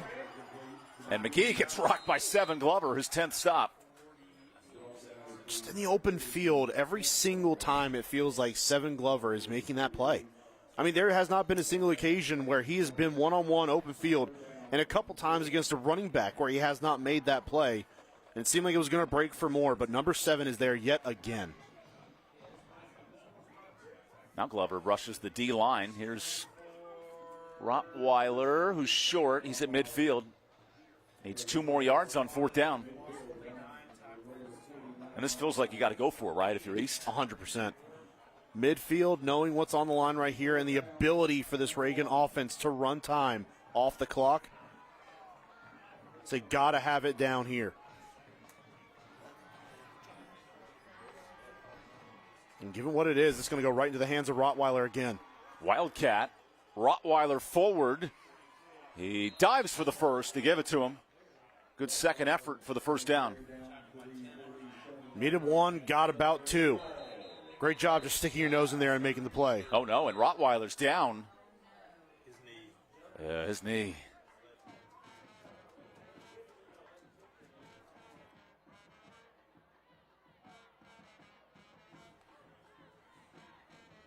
Yeah, we'll check on Cannon Rottweiler and take the timeout.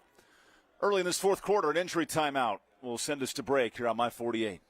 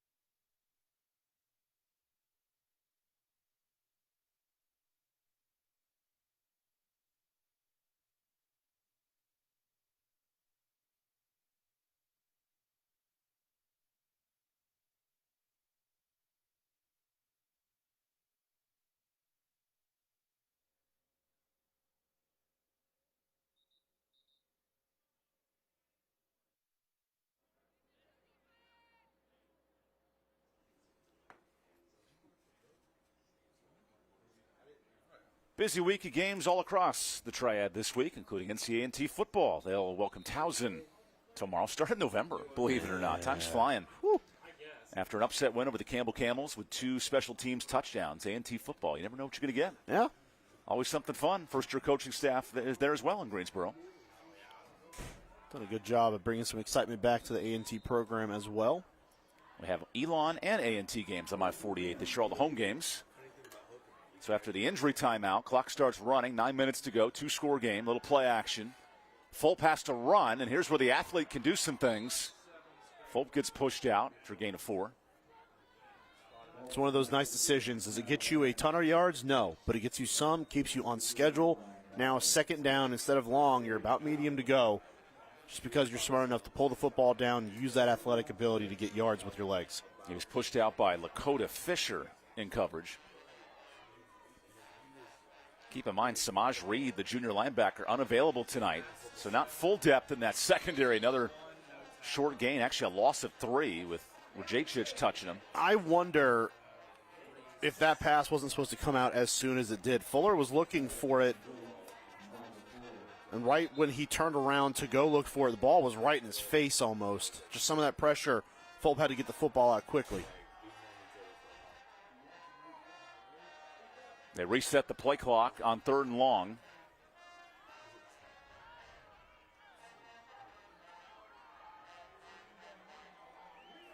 See the communication right here, trying to figure out that defense of Reagan. Fulp goes outside. Richburg incomplete. Nice coverage by Kelly. That was clean in the secondary. Sure was. Right over the back. Clean DB play that time. And a really good job by Antonio Kelly Jr. as well. Just gets there, has position from the backside. Still able to make the play against a bigger receiver in Richburg. That's great coverage. That's great coverage. It's playing through the hands that time. Watching that, and instead of attacking the receiver, you attack the hands where that football's going. Nice play by Kelly. This might be the ball game here for East. 4th and 9.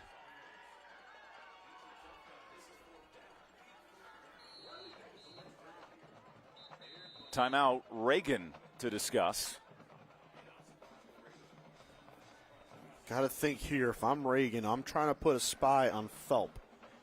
Make sure that he doesn't hurt us with our legs here. Get him out there. Track these receivers. Reagan's played a handful of nail-biters this year. Beat Oak Grove by 1 point. Held off Lake Norman in the 4th quarter. Those are playoff opponents. It's worth noting that Oak Grove win as well. It was 7-6. So it was a very low-scoring game at the very beginning of the season. This offense still trying to figure itself out with Smith back at the helm for the first time in a year. But they've done a good job. When the time has come for them to go out and win a football game for the better part of the year, they have done exactly that. And especially in clutch moments, and this certainly counts as one of those moments. On the road, quality opponent, last game of the regular season. The way Reagan leans on people, this is not a team you want to trail in the playoffs. No. You can play ahead of them, make them play out of their system. Exactly. Yes. But as soon as the game starts to lean their way, they're very advantageous, and they will jump on that opportunity, and more often than not, they're going to take off and run with it. And their band's very spirited tonight. We got Mario Brothers. We got Buc-ee's. I've got to ask. We got the Ghost of Casper. Have you been to Buc-ee's yet? Oh, I have, off 95. It's beautiful. Oh, it's a beautiful place. Oh, my gosh. They just built one in Durham as well. Is it up? It's up and running. Oh, my God. Might be the post-game stop for me on the way home. Here's 4th of the ball game. Fulp. He's scrambling. Here's a flag. Fulp sprints. He's got the first. But there's a flag. And let's see what this is.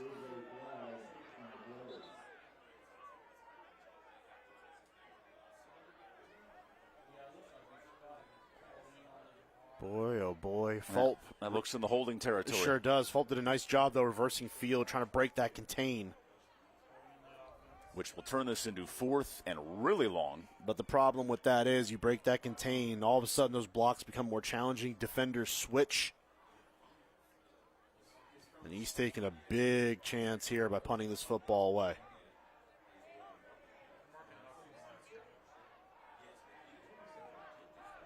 East a little indecisive about whether to punt or go for it. It's kind of a mixed bag.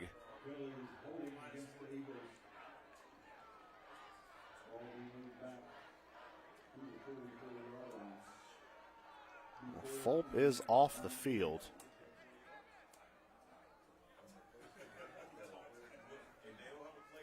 Remember, the last 3 weeks, East Forsyth 113 points. It had been ho-hum. And now the punt unit on for the 5th time tonight.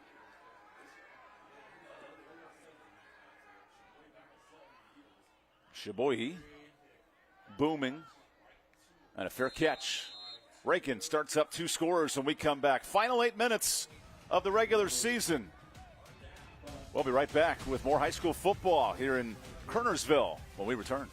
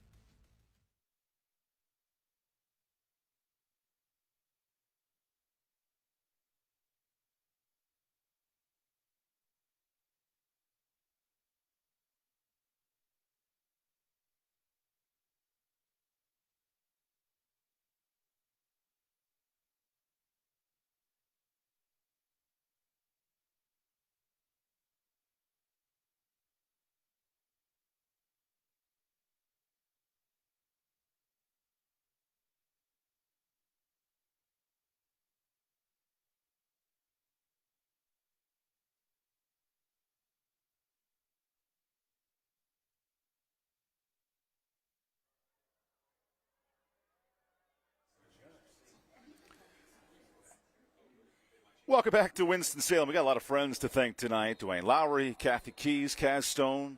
Eric's always a hoot as well, Eric Dowdy. Everybody covering the game tonight. We got Nick Walker, our engineer, keeping us entertained. And how about our friends? We got Lori Bates producing, Russell Jones directed tonight, Cody Love. He's always got the graphics cooking. Cody's always a good friend to talk to when it's food time around Mountain Fried Chicken. Cody always has some good jokes. Kevin on audio tonight, Trace Whitley on replay. Our friend Drew DiMarcantonio watching in Kernersville. He had the night off tonight. Here on the ground to Evans here in this 4th quarter. It takes a whole crew to put these shows together, Mark, and year in and year out. Not just great football, but great productions as well. Yeah, we have the easy job. We get to come on here, talk sports, and do a great job. But without them, it doesn't get presented to everyone at home, online, wherever it may be. They don't get to hear our voices, whether that's good or bad. We don't know, but certainly without everyone that works out of the truck around the field, we could not do it without any of you, so we thank you so much. A crew that lets us dress up on Halloween. That's when you know things are going right. Absolutely nutty. With our reindeer Hannah on the sidelines. Here's Reagan controlling the clock in this second half. Smith on 2nd and 9. Goes back to Evans. There's good blocking.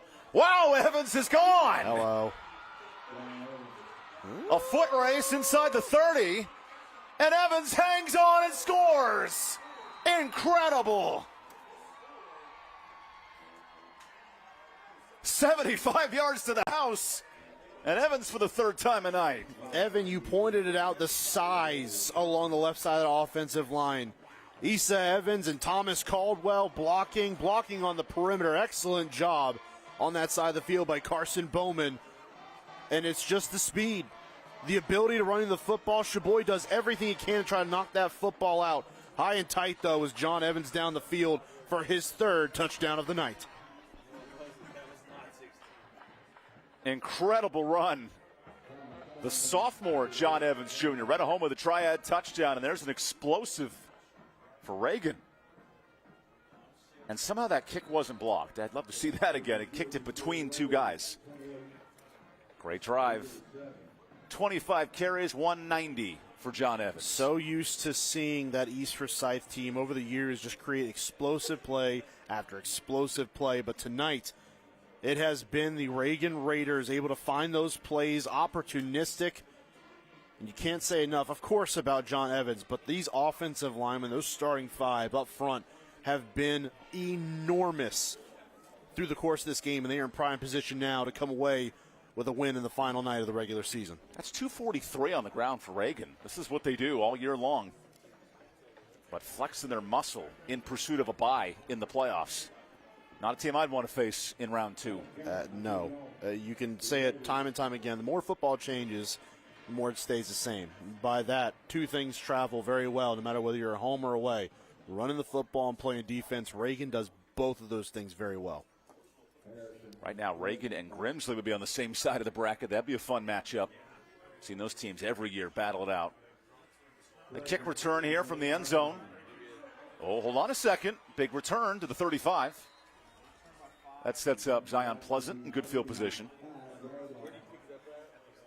Well, so now, if you are East, you've got to score, and you got to score quickly. It goes without saying here, you've got to get some points on the board and start working some magic.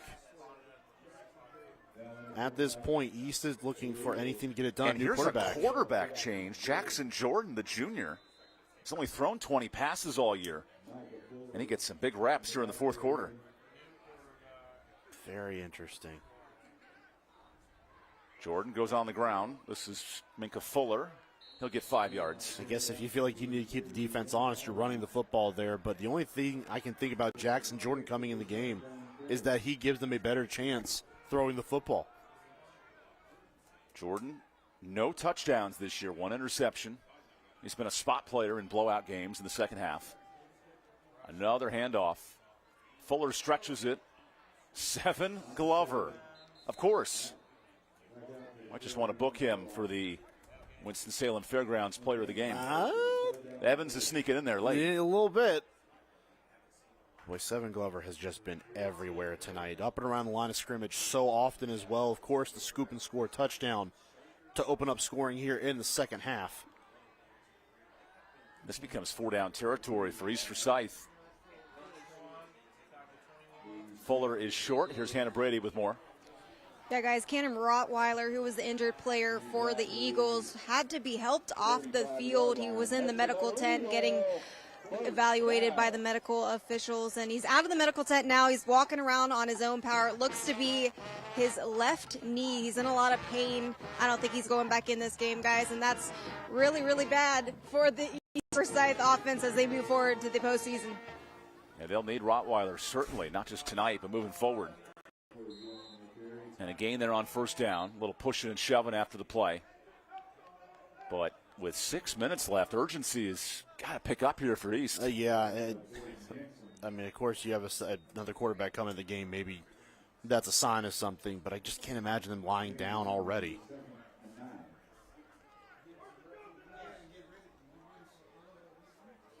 It's just so unusual to see an East Forsyth team like this. They don't have the offensive firepower. Likely going into the postseason now at 6-4 by the time the night's done here. Here's the first pass for Jordan. Turns into a run play. Explosive! Jackson Jordan gets to the 20, but a flag.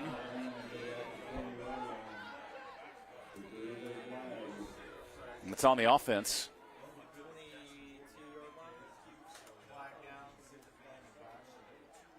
Illegal man in motion.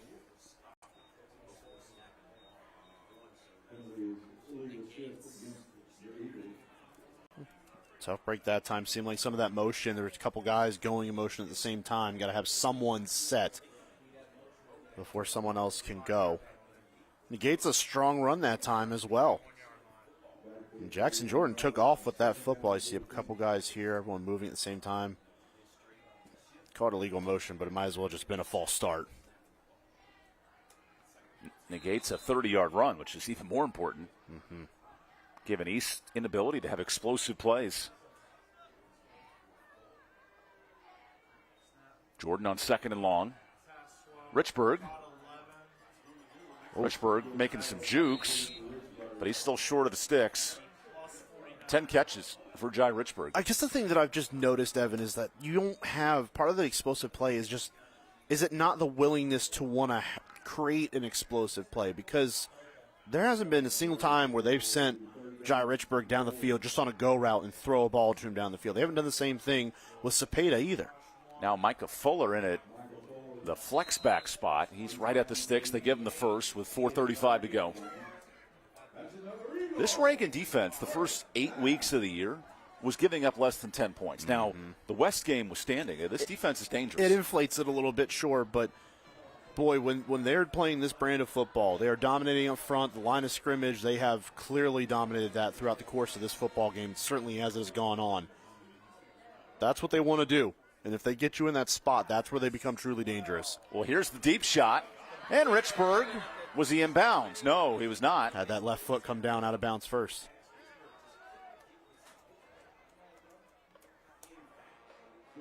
Well, there's the deep shot you were calling for Jai Richburg.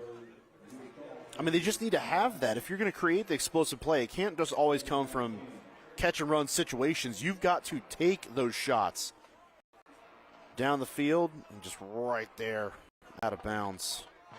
I said left foot. His right foot was the one that actually came down out of bounds. Miss Reagan band is rocking and rolling, up 3 scores in the fourth. Jordan, the keeper. Third and long coming up.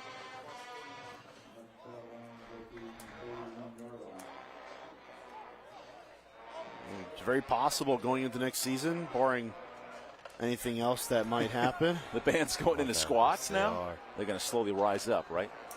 But the one kid doesn't have an instrument. What do you find his role? Hey, I'm having a good time up there. He might be the chauffeur. How can you blame him? Reagan looking for their first win in 4 years over East. Yep. West picked up its first win in 6 years over East. And we've talked about it, Evan. I mean, we talked about Bryce Baker throughout the course of this broadcast, but you've had other guys that have also left. Jalen Rayner at Arkansas State. Correct. I mean, just over the course of time, not even as far back as Jalen Rayner, greatest quarterback he was.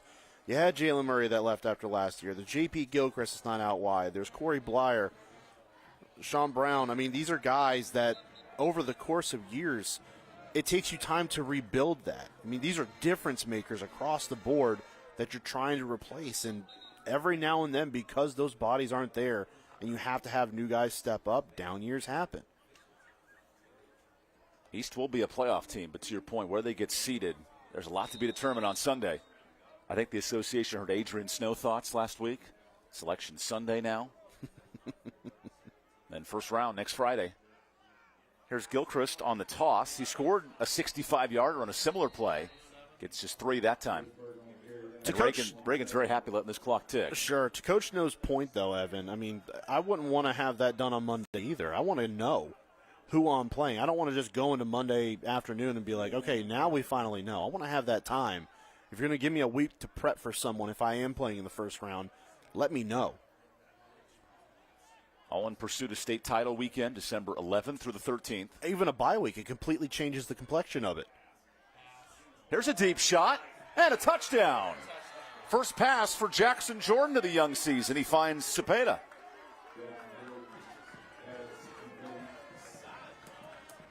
Miscommunication in the Reagan defense left a man wide open. Yeah, really nice job. Working through his progression. Jackson Jordan, you'll see him right here.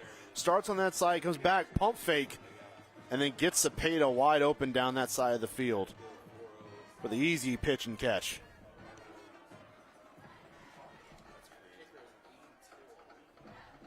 There's Ismar Areola Meza, the senior kicker.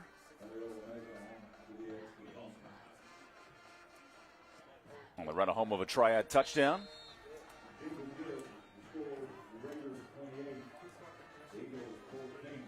Might be too little too late for East, but a little more explosive in the passing game here with Jackson Jordan. Well, certainly, and they're willing to take those shots down the field and almost. I don't know if Fulp just didn't feel confident in doing it or hasn't felt confident in doing it, but Jackson Jordan comes in there, makes a couple plays, makes a couple good throws, and gets them into the end zone.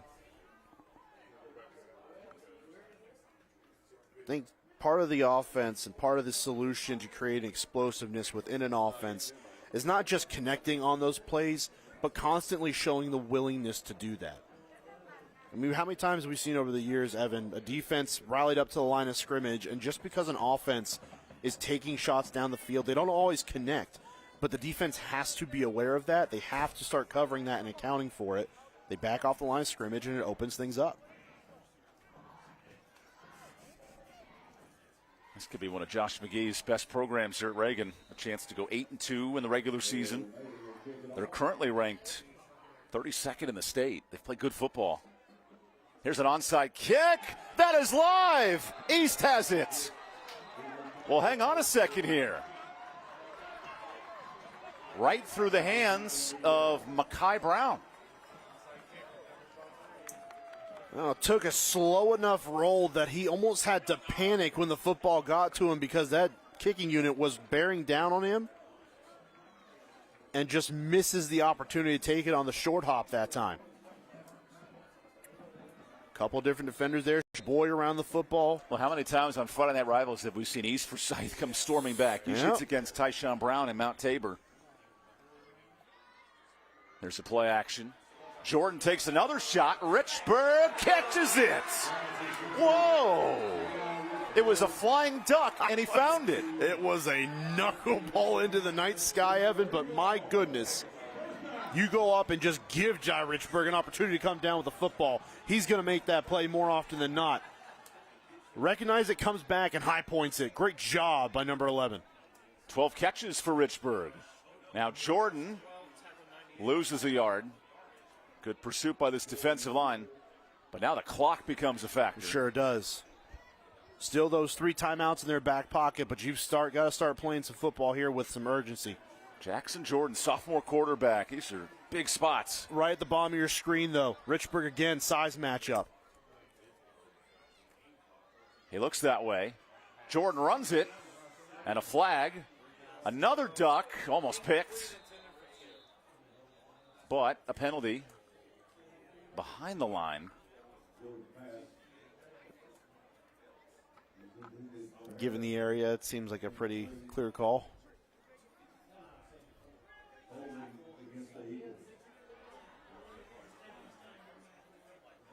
So now you back it up a little bit more, but maybe that's not such a bad thing. If you're trying to get the ball into the end zone, give yourself more space vertically on the field now. Feels like one of the seldom opportunities where a penalty actually may end up helping an offense.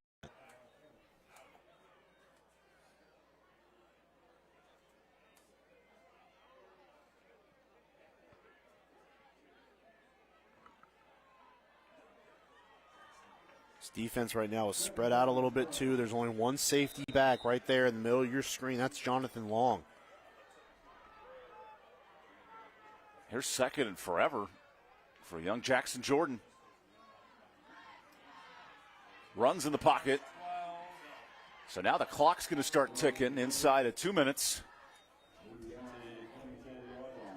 And down 2 scores.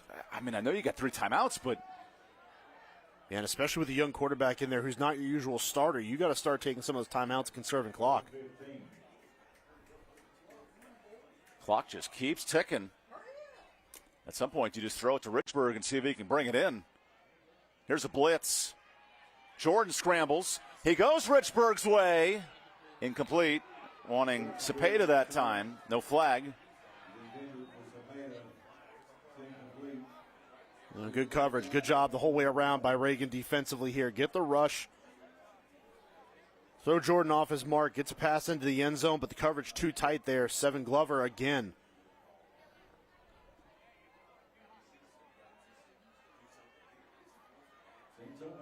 Even there, Jonathan Long was also along to help with some late back-end coverage too.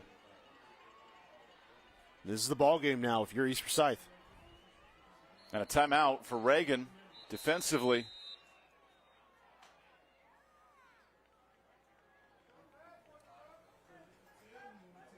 the first down they have to get to is about the 9-yard line. Let's call it the 9. I think given all of that, this ball is going into the end zone. So defensively, Reagan's got to understand exactly, again, where that down and distance is.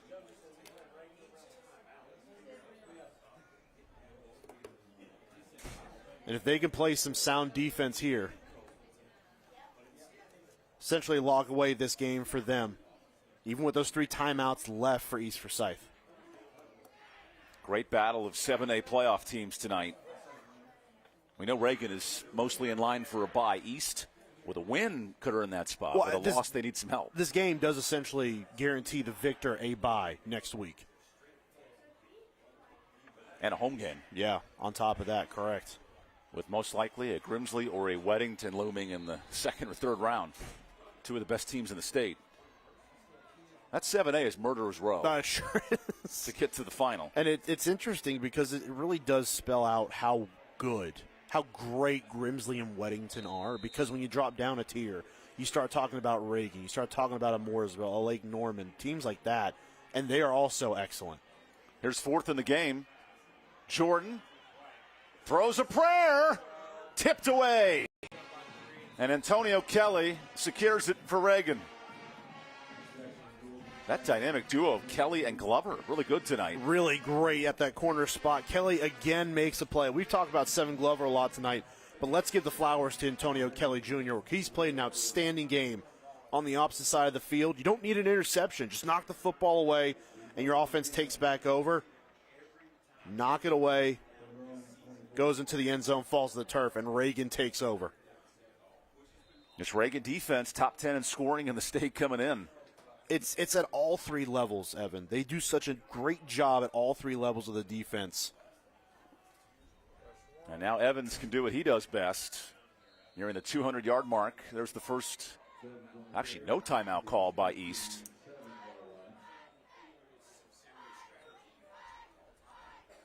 Well, I realize you can play two sides of the coin here, but if you're East, you've had your chances. Yeah. And it does make you think a little bit about several key points in this game, namely at the end of the first half. Those 3 timeouts, not using it near midfield with just under a minute left in the first half, and just simply letting it salt away. I mean, it's just those times where you start thinking, what if in a football game like this? Reagan's one snap away from securing this win. All that to say, Reagan loses 35-0 last week. People start to dismiss them a little bit. And they have come in here tonight and answered any doubts they had to their football team, not just with a win, not just a win against a heated rival, potentially a first-round bye. How about our Norris Automotive drive of the game? Evans, 1 of 3 scores. Great job, the explosive play right before the end of the first half. They get out there, the deep pass down the field. Great connection from Jacob Smith to Carson Bowman sets up the second of 3 touchdown runs for John Evans Jr. in this football game. Well deserving. What a trick-or-treat night on Halloween. Reagan providing all the treats. 3 scores for Evans Jr. the third. And Reagan, a dangerous team entering the 7A playoffs here in North Carolina. Reagan beats their rivals, East Forsyth, the 2-score battle. We'll step aside and get thoughts from the Reagan Raiders when we come back. What an end to the regular season here on Friday Night Rivals. We have more from Kernersville.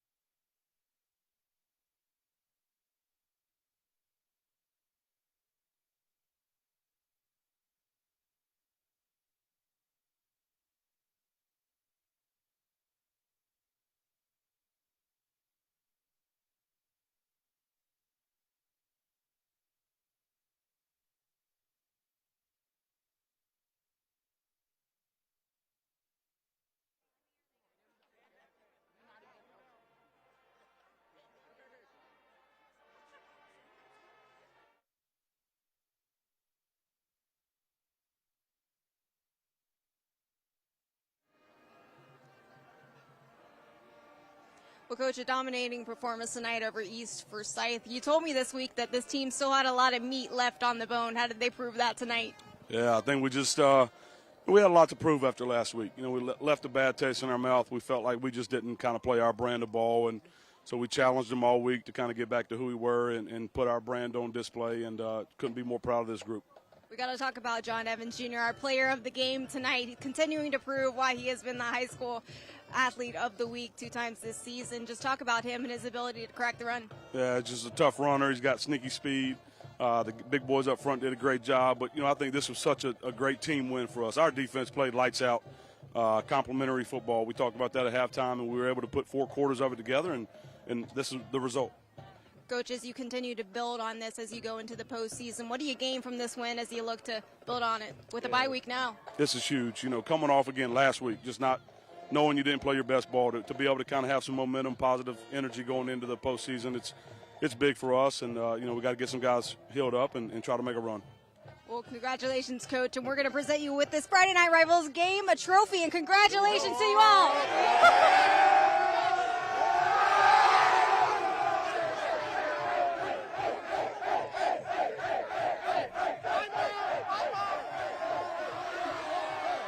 Yeah, the Reagan Raiders living it up.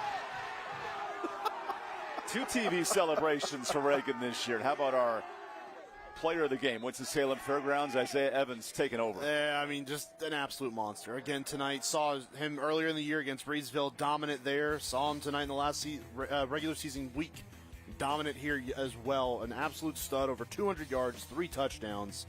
And it's safe to say, salted this one away with his long touchdown run in the 4th quarter. Very deserving of our Winston-Salem Fairgrounds player of the game. John Evans Jr., man, what a running back. Just a sophomore. This kid's going to be special come playoff time. And then our play of the game, Carrying Hands play of the game, you just saw it, an explosive touchdown run. Yeah, the one that essentially sealed away this football game this evening.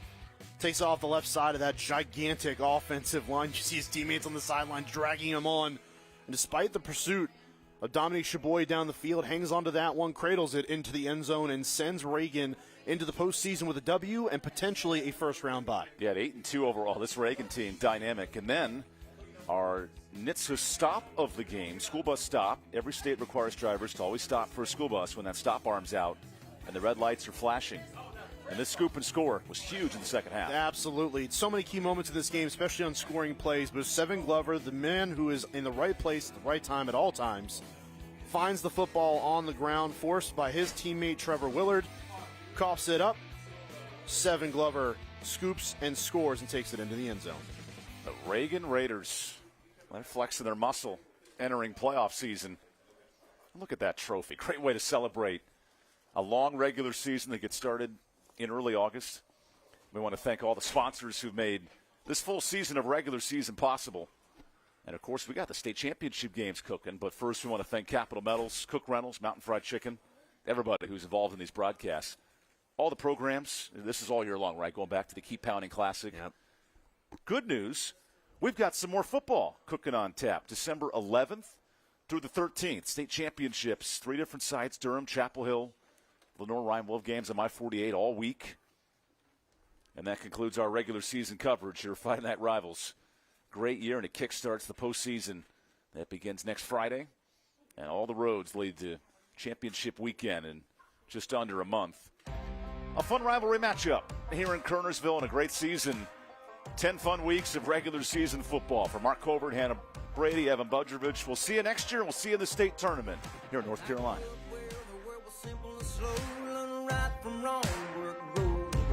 There was never plan B, just a path I'm taking. Breaking on through on the road I'm making. I knew one day I'd get my shot.